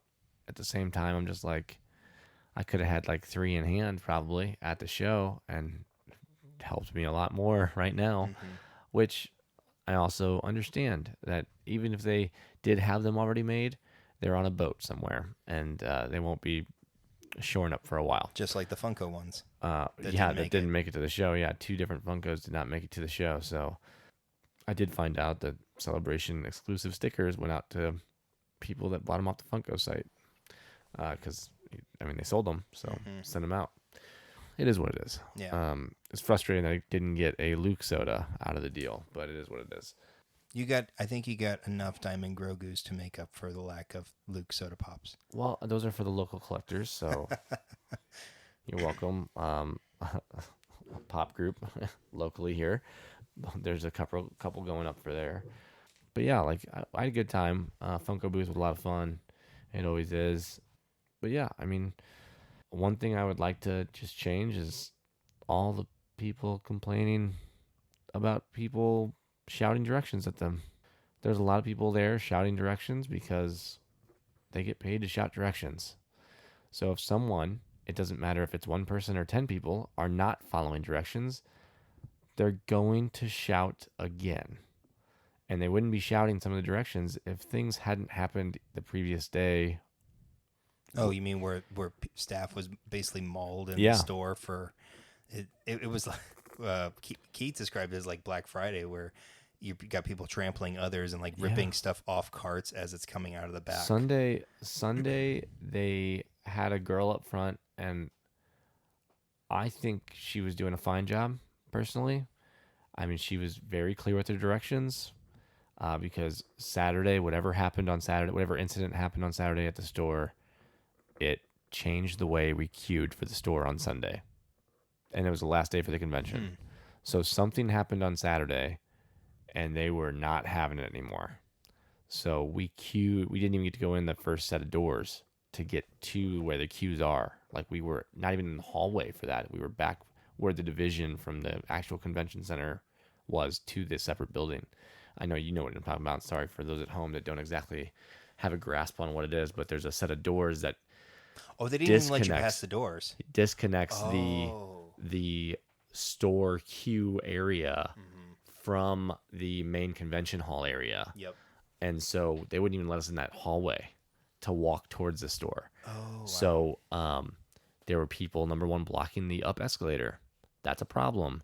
And when people still don't move after you've been asked to move, you get yelled at.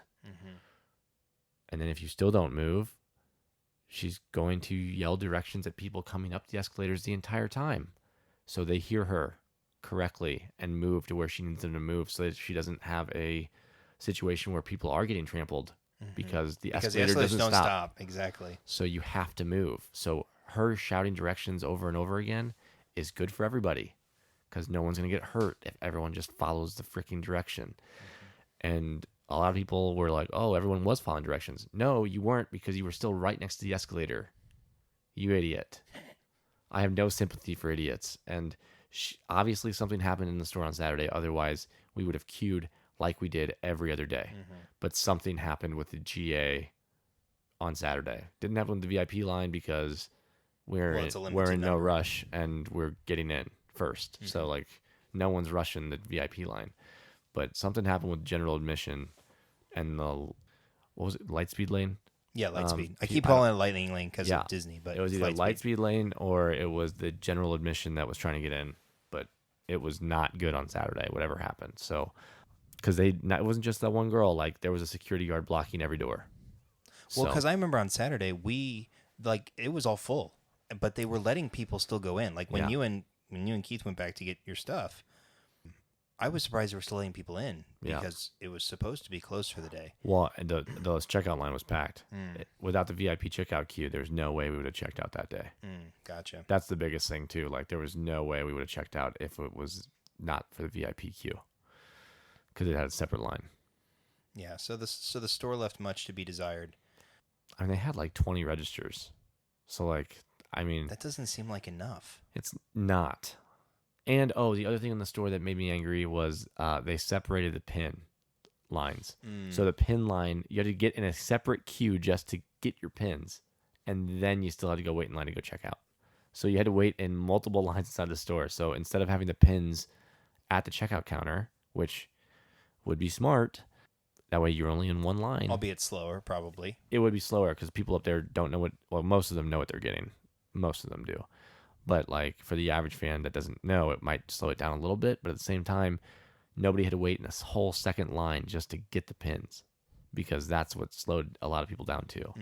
So the only thing I can see with that is if a certain pin is sold out, you're not stood in the queue to check out, only to get to the register to find out that the pin you wanted Well, they was got the sold out. They've got the big pin board that I say know things they are have the sold board. out. They have the board. They have Yeah, the the board. board. They have Yeah, the yeah. boards. Oh yeah, some people have to read though. Anyway, but yeah, no, I think that's the one thing I would change is the way the store was laid out, and then the people just complaining about people trying to do their job and keep people safe, because from one of the stories I heard, the store manager did get taken out, and for whatever reason, it was either because something happened or maybe it was just the stress of everything.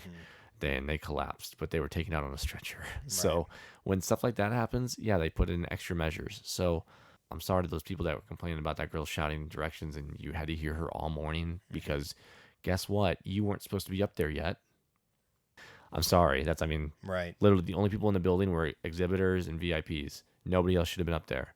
And the fact that you were there means you shouldn't have been. So Yeah, well, people probably being let in the side door. oh, there were I a mean, lot of side door entries. It was really funny in the VIP line on Saturday morning because people were like, if you guys don't have a VIP line badge, get out of this line. And people were like stuffing their badges in their shirts and stuff to hide the fact that they were not VIPs. And you know me, I'm not one of those people that You snitched, didn't you? I didn't have to snitch. People around me were just talking about it. I'm like, oh yeah, that kid's not getting in. I hope he doesn't think he's getting in right now. Like no one, I'm not letting him in once we get up there. And I was pretty loud about it. And so he like came back around and like was peeking around and stuff. And I looked at and I'm like, do you have a problem? He's like, no man, I'm just waiting for the store. And I'm like, you're not getting in. And then he looked at me like, what are you talking about? And like 3 other people were like, yeah, you are not getting into that store. Well, I told my friends I would try at least. And they're like, yeah, you're going to try. And then as soon as you get even close to it, you're not getting in because we're going to say something because you didn't spend the money that we did. And that might be like a snobby thing to do. But at the same time, you didn't pay for it. So get out of the line. Like, and even when you get up to that door, they're going to ask to see your badge anyway. And you're not going to get in. You're going to get told to leave. Unless you try to pull, oh, my dad's right there, which we saw all weekend long also. Yeah, my dad's over there. Oh, okay, come on through. No. Like your dad's inside the... Yeah, my dad's on the plane. He's already on the plane. Pull a Home Alone real quick. My dad's already through the gate. Yeah, they tried to pull that all weekend long, and I'm like, no, his dad's not back there. Please don't let him in. Anyway, it was just funny. But yeah, those are the things I would change. Like, don't complain about people trying to keep people safe and do their job. Yeah, I mean, you've got people competing for and they're competing for store space, exclusives. So I get all that stuff. Like, it's I very know why dog. it's It's happening. very dog eat dog when you're in the queue for. That's why I didn't want to go near the store. Again, you were like, do you want this to go in? I'm like, absolutely not. I don't want to see the carnage that's going on inside that place. It's pretty crazy. People were tearing stuff out of people's hands. I couldn't even get it to the shelf on day 1 and 2. That's insane. That's insane. Because it's the only for some of those people, it's their only shot inside the store. So they have to get what they're there for, or they're not going to stand in line again for it. Because I mean, it's hours and hours of line.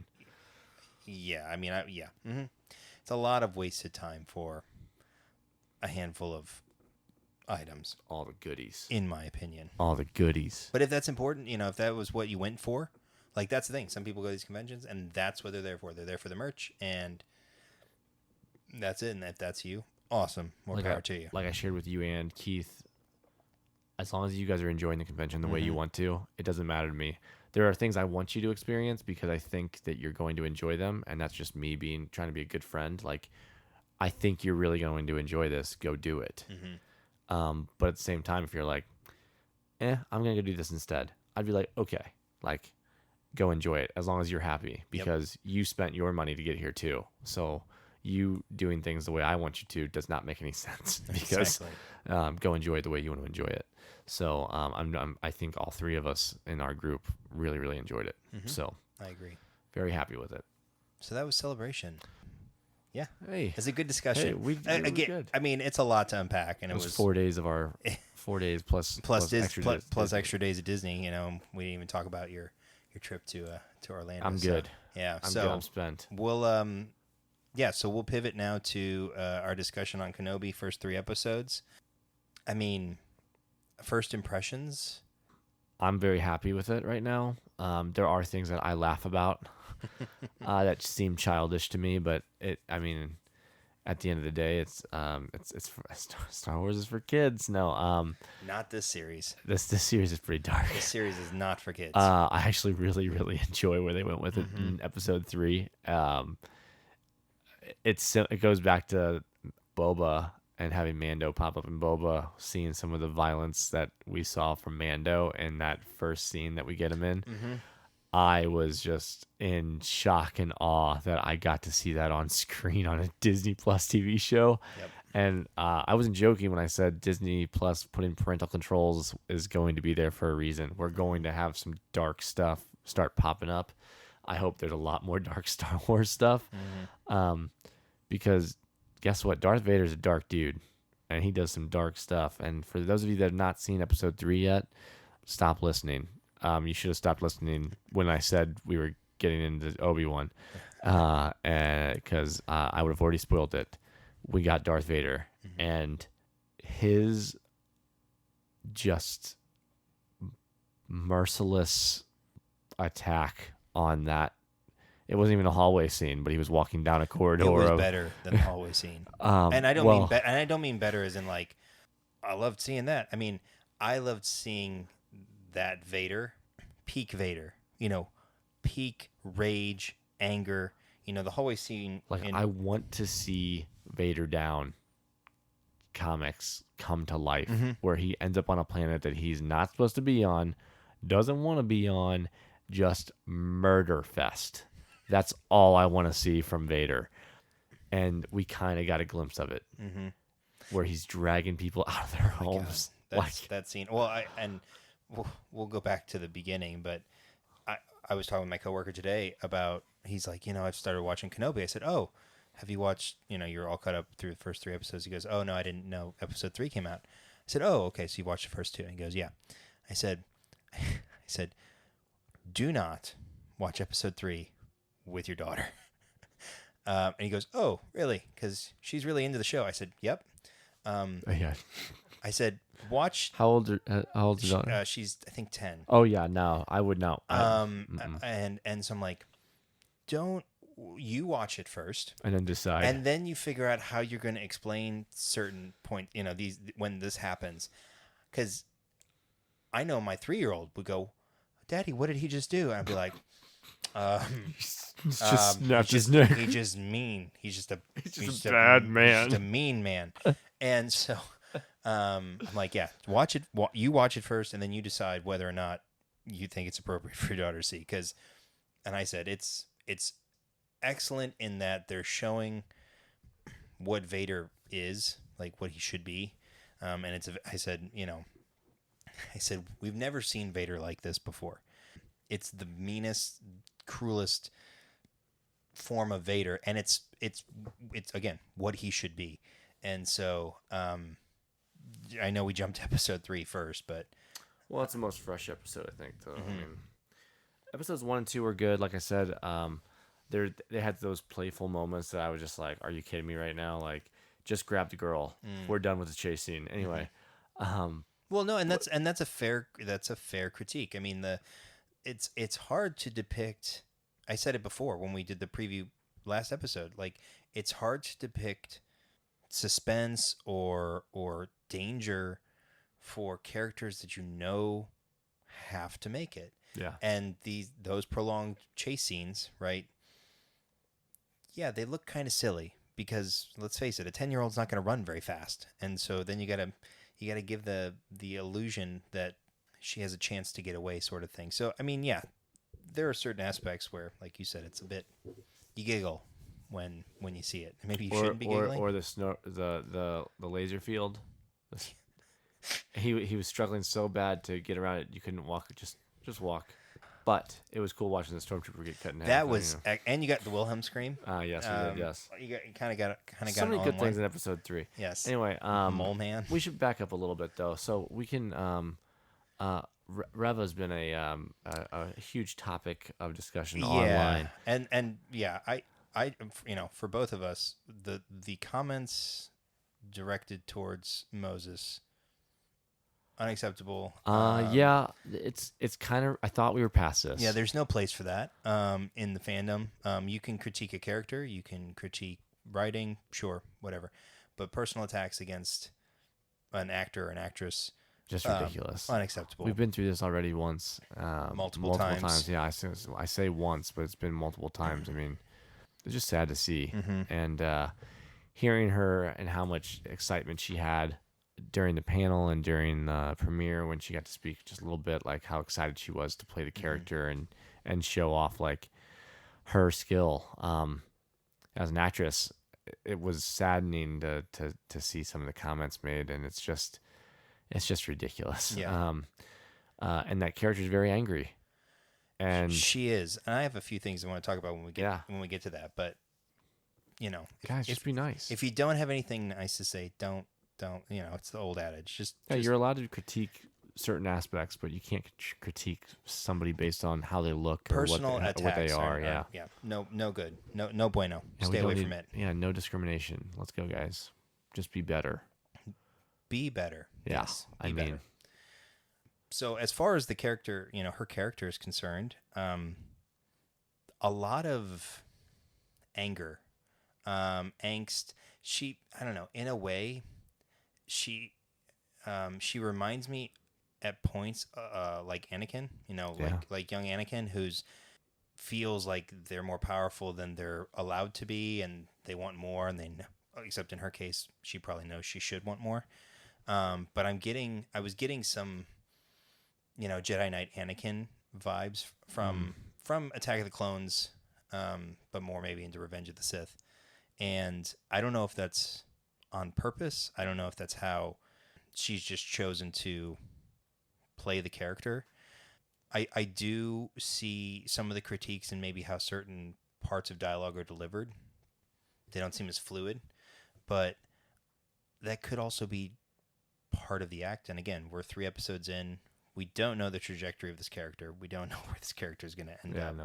No. It's the only character really that we really truly have no clue what is going to happen to her. Like, we know what happened. We know what has to happen to the 5th brother. Well, we'll talk about the Grand Inquisitor.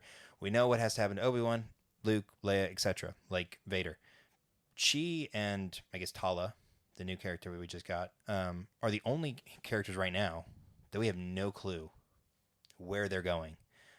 And so, for all the critiques that the character has received so far, I mean, as we've said before, patience.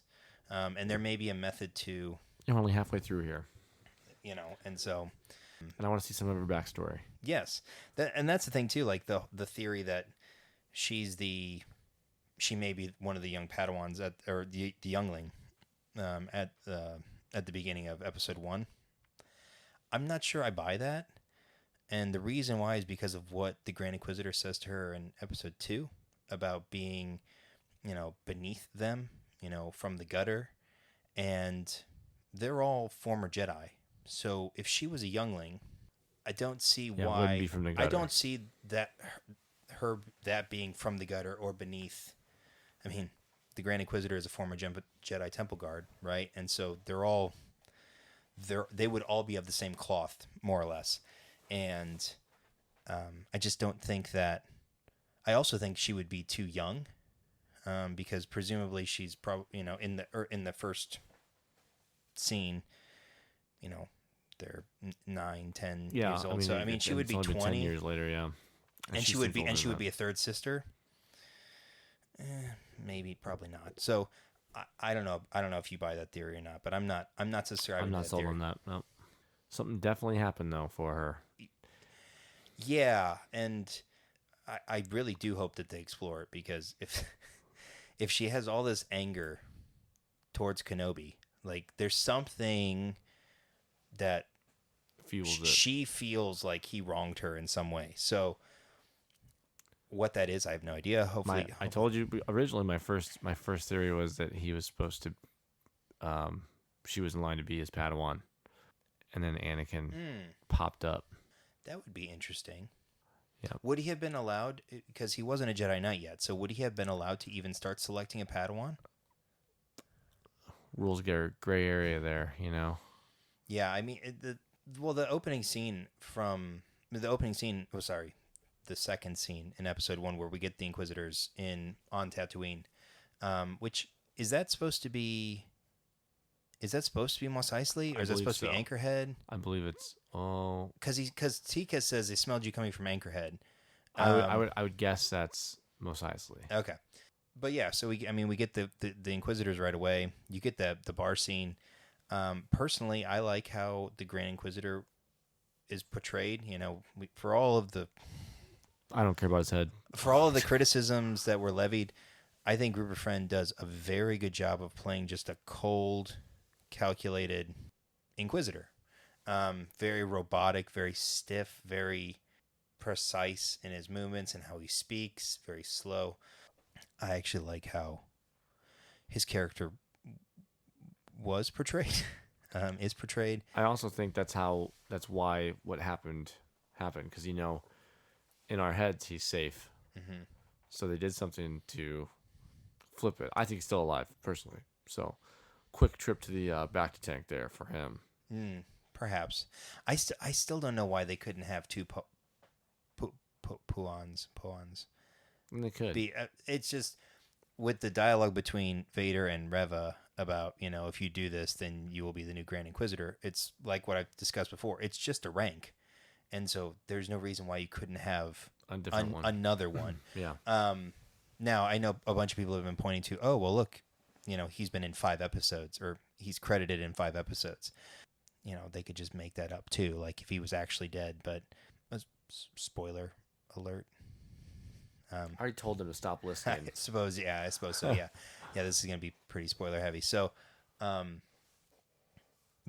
in the first scene in the saloon, you get the impulsiveness, right? And they talk a lot about her rashness, her impulsiveness, her outward anger, and there's no control, and it's very much, it's, again, not like Vader, but you have that unbridled anger that makes you reckless. And the Grand Inquisitor even says that, "You are reckless, that sister."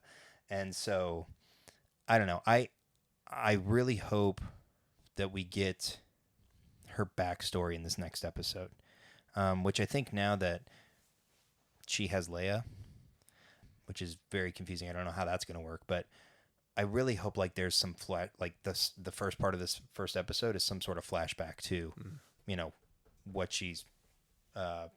she's experienced and why she hates Kenobi so much. Some of the highlights from episode 1 were the was it the T-16, the speeder that Obi-Wan buys off the Jawa that inevitably ends up in Luke's hands in A New Hope. That was cool. There's a whole lot of talk about canons being, dialogue and canon being screwed up now because Leia knows. She doesn't. Knows Ben, right. Does not know Obi-Wan. Correct, right. That's why everybody's up in arms over it. I'm like, she doesn't know Obi-Wan. She's sending a message to Obi-Wan Kenobi. Mm-hmm. She doesn't even know Ben's last name. Right. Do you see my face? Do you see my eyes? I see the eyes. They're wide-eyed. People need to figure this out. Listen to what is said in the dialogue. Mm-hmm. Well, and turn on your closed captions. I actually have my closed captions so do on I. my Disney Plus, so I don't miss anything. But one of the things I was actually talking with my dad about was when George first wrote Star Wars, there was no plan. Oh yeah. For all of this, there was no plan for any of this. And I mean, I know he had stuff for Empire and stuff for Jedi, but they had nothing beyond that. And so everything was written with a sense of finality. And then they came out with the prequels, and so now you got to try and work around words, not necessarily actions or characters or anything like that, but the way dialogue was written, with no future concept that we might have a prequel trilogy, or we might have the spin-off show in 2022, and so I feel like nitpicking. You mean George didn't plan a spin-off show 43 years later? No. 45 years 45 years later. His original concept. Or actually 47, because it was 47 filming. Yeah, anyways. Yeah, and so it's like, I get the headcanon, I get all this has to fit, but you got to allow for I some just suspend fluidity. all of it. I Some just suspend fluidity. all disbelief. I don't even care. I'm just like, it all works to me. I don't know why it doesn't work for anybody else. Right. So, but the big thing at the end of episode 1, you get Obi-Wan digging up the sabers, Another buried saber. and Anakin's saber is in there. That was cool when that was shown in the arena, and the crowd went nuts because I saw another person like, well, how did Obi-Wan end up with Anakin's saber? Were they just like fighting? And he's like, oh, I have a son. Make sure to give this to him. And I'm thinking, the lightsaber is here. He had it, and Obi-Wan made up a lie. Like, Obi-Wan legitimately lies to Luke Yes. for like a movie and a half. Like, he's not the most forthcoming person. So the He didn't want to disappoint Ben, even though Ben was toasty by then. indeed. So Oh, no, Owen, sorry. Oh yeah, Owen. Ben. Right. But the interaction between Owen and Obi-Wan, I'm glad we got the extended, Yeah. beyond the roasting, and yeah, just the disdain that Owen has for Obi-Wan. I'm not a fan. They're just not a fan. Yeah, remarkable. That was something I didn't understand, how Reva knew that Owen was a farmer. Like, unless the Lars homestead is like plastered everywhere on the billboards, I can see that being a strange way to write. Possible she could have sensed part of what he was going to tell her, because it was his thoughts were dwelling on it. But okay, but you can't then tell me that he wasn't being like, oh, ish, Obi-Wan's over there hanging out by his Ipu. Pretty smart guy, you know. Owen Lars, pretty smart guy. Probably thinking, I need to think of anything else. Grandma. Margaret Thatcher. No way. But yeah, so again, like we talked about earlier, some of the critiques around the writing, I can understand some of that, but overall, I have enjoyed the first 3 episodes. Episode 2, we get, I can't think of the actor's name. It's not Canal. It's oh shoot, I can't remember that. Killing me right but now. but he plays fake Jedi. He plays the fake Jedi, and that interaction between him and Ewan is fantastic. And I just love Ewan just plays it off so well. Oh, really? Is that how it works? and he's like, "You will take me." Yep, I can trust you, definitely. And so that writing, like the comedic quips, and we haven't even talked about Leia. Really, I mean, little Leia just steals Everything. Steals the show. I mean, getting to see Alderaan for the first extended period with Bale and Jimmy Smith's coming back. And You know what's crazy is I did not realize the fifth brother was Sun Kang. Mm-hmm. And for those of you that don't know him, he's Han from the Fast and the Furious movies. It's pretty legit. Kumail Nanjiani Okay. is he plays Haja Estri. Yes. So that interaction was hysterical. I mean, you got the 501st, the down on his luck, homeless 501st clone played by Tamora Morrison. I can't wait for Hasbro to release the Help a veteran. the homeless clone Black Series figure.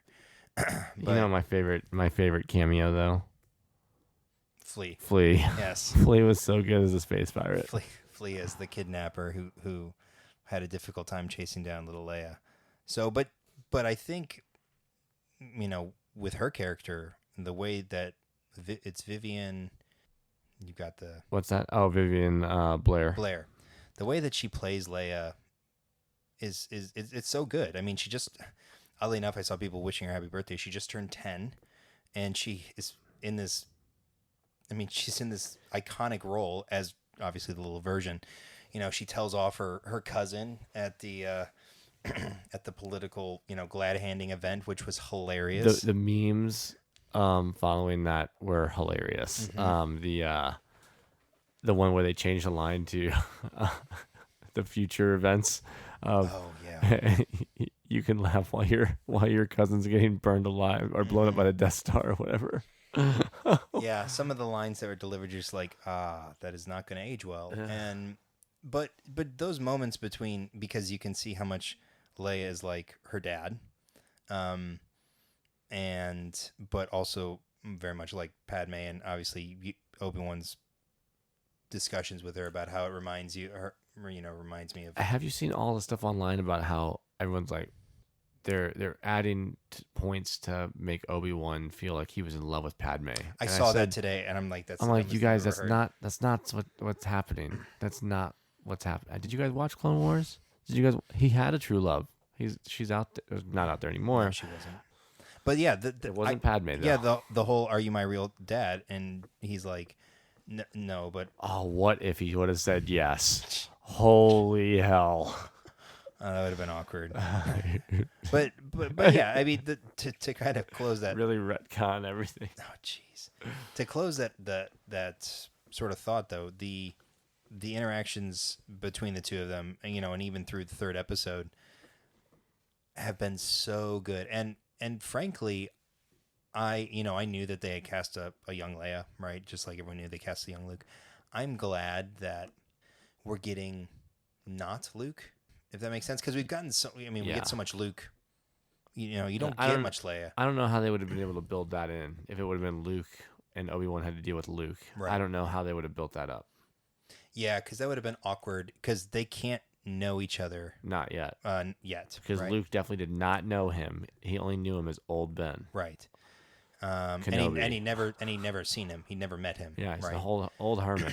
So that's an old hermit that lives out beyond the Dune Sea, and so you're right. Like they can't really meet. Like they can't meet. One of the big questions I had coming out of episode 2 when we get the reveal, or when Obi-Wan gets the reveal that Anakin is alive. Reva talks about using the archives to find the connection between Obi-Wan and Bail. And I'm curious if everyone knows that it's Anakin, because that's not something that obviously Vader's going to be out there promoting. So, or is the reason she knows it's Anakin because of something that happened in the past? Don't know. Thoughts? Patience. We have the questions, though. It's either that or the Inquisitors know because they're the Inquisitors. Well, and I mean the comics, Because that's how they can find more information if they know more details. So sharing information would lead to more captures. right? And the comics show that they are taught or they learn how to use the Jedi archives. I mean, Jocasta Nu was kept alive for a period of time because the whole plan was to use her to teach the Inquisitors how to use the archives, or at least be available as a resource, which obviously didn't happen. And so the idea that somehow they're all former Jedi, maybe Reva isn't, I'm not sure, but whether or not they know how to use and search the archives the way that someone like Obi-Wan or Jocasta Nu or a master would do. That's the only thing that I feel like if everyone knew it was Anakin, like if there was more knowledge that it was Anakin, that I feel like there would have been more information that leaked out between now and the later movies, that would be kind of weird to retcon. So I'm curious how she knows it's Anakin, whether she got that information from the archives or she got that from personal knowledge somewhere. Yep. Truthfully, it doesn't matter to me. That's true. Not yet. Until I find it out, then it might matter. But realistically, she knows, obviously. So how she found out, they might tell us, they might not. Yeah, and you're right. It doesn't really matter. I mean, it could just be for plot progression and being like, hey, Obi-Wan, hey, your pad, I'm very good at ignoring small details that, I mean, if I get the answer, cool. If not, yeah. Right. And so, yeah, and then we get the Grand Inquisitor getting, stabbed in the stomach. In one of his stomachs. I did see that. I did hear about that. I did not know, actually, that the Puans had two stomachs, so that was something I learned. They're like, I guess, the cow species of... cows have 4 stomachs, but... Listen, I didn't realize some they had 2 super stomachs. fans have all the information, man. Well, then that's good. That's good. That's how we learn.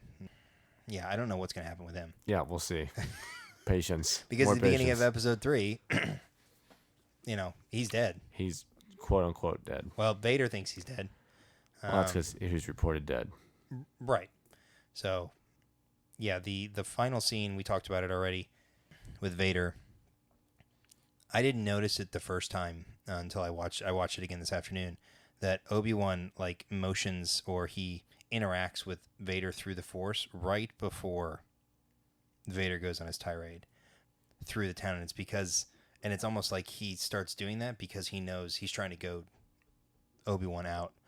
But yeah, when the kid comes out and it's just like, was not expecting that. Wasn't actually expecting anything from that scene. And I was just wow. Like I was it was like a jaw drop moment. Like we've never seen Vader like this before, like I said earlier. But then the duel, and that's the thing.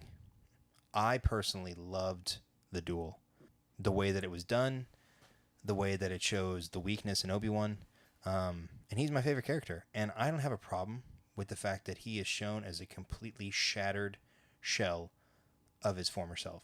I mean, he's been having to live with the fact that he's his greatest failure, for the last 10 years that he thought, was dead. Now he finds out he's alive. And so now he's dealing with the demons from that. And now he's realizing that, now his biggest mistake is still alive and it's terrorizing the galaxy. So now he's got to deal with that. But yeah, just the way he's overpowered and, the final bit with the fire. I totally thought something was going to happen to save Obi-Wan from being dragged into the flames, and then nope. And I thought, wow, they're going to let this happen, and I'm okay with this. Like from a story perspective. I mean, as I've suffered, so shall you, sort of thing. And Yeah. and That all made sense to me. I'm just kind of curious how they're going to do it. How did he not get a burned face now? Because, he was in the fire for quite some time, realistically. perhaps the Force created an aura around him to save his face.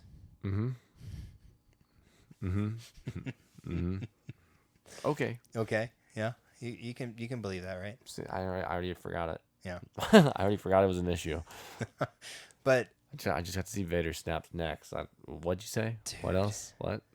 well, and then there was the question like, okay, well, why didn't he reach through the fire? Why did he let him get away? And we were talking before we started recording. I feel like it's totally a cat and mouse sense, right? Like he's just toying with him. Vader knows that at least now he knows that Obi-Wan is no match for him. It's not even fun. Yeah, exactly. It's not a challenge, right? But yeah, just the broken shell of a man that Obi-Wan is. And you see that in the very first scene in Episode 1, and it kind of carries through when he fails to help the Jedi that's on the run.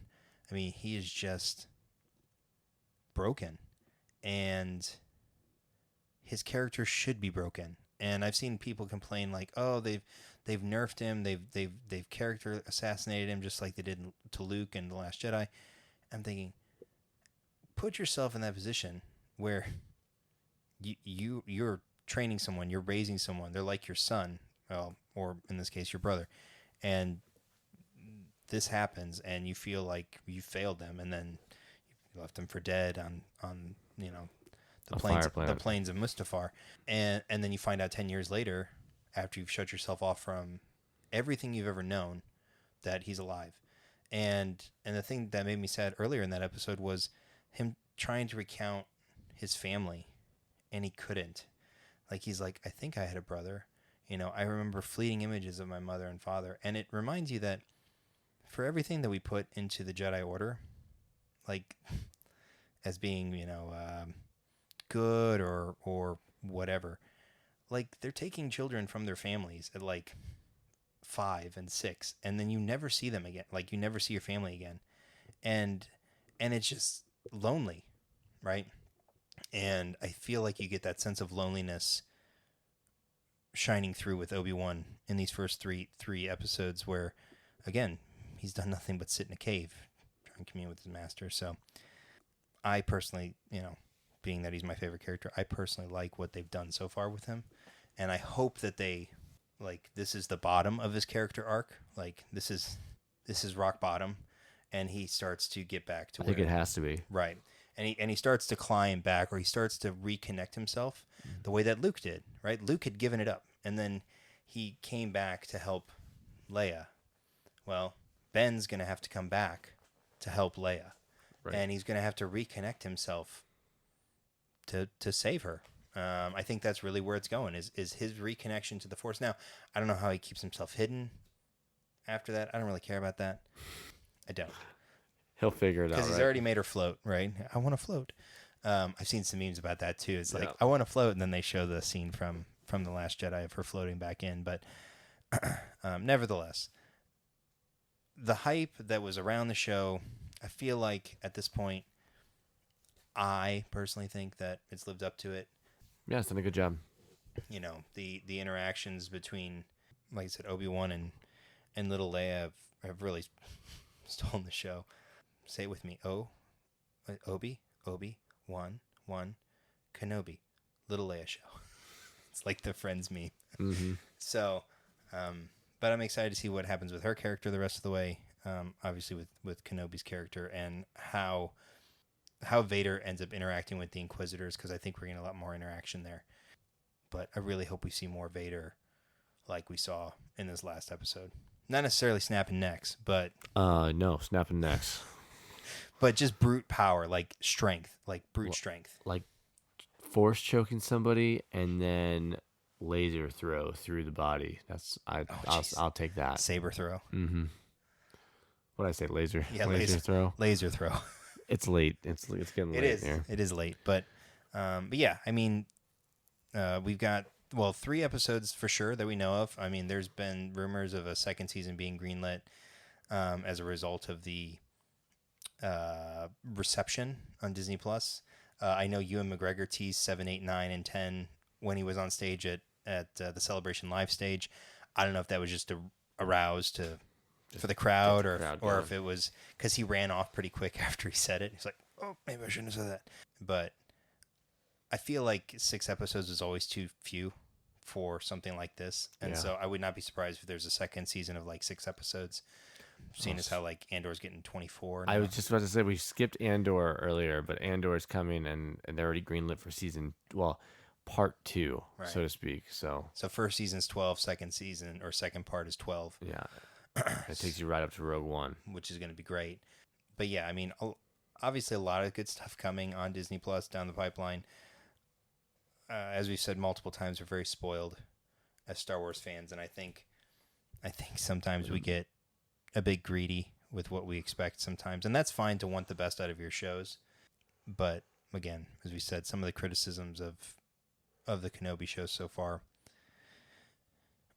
I feel like it's people just looking to pick a fight, and keyboard warriors. That's come unfortunate. to town. I met them at Celebration, and I laughed at them. You met the keyboard warriors? Yeah, and they couldn't say anything back because they didn't have a keyboard with them. No, I'm kidding.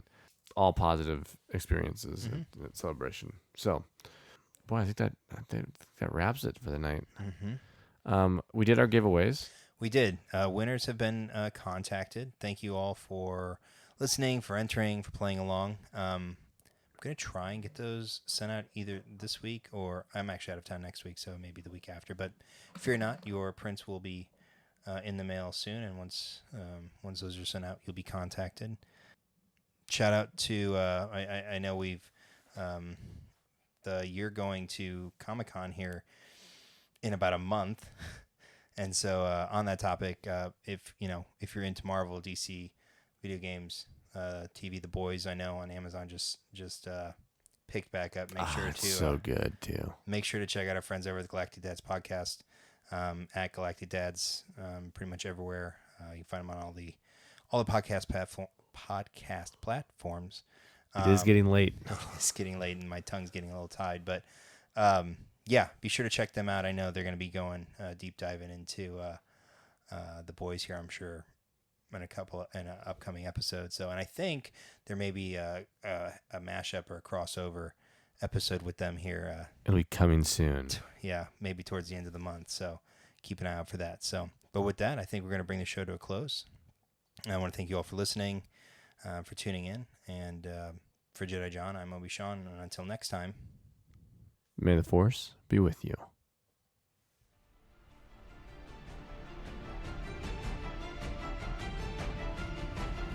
Force.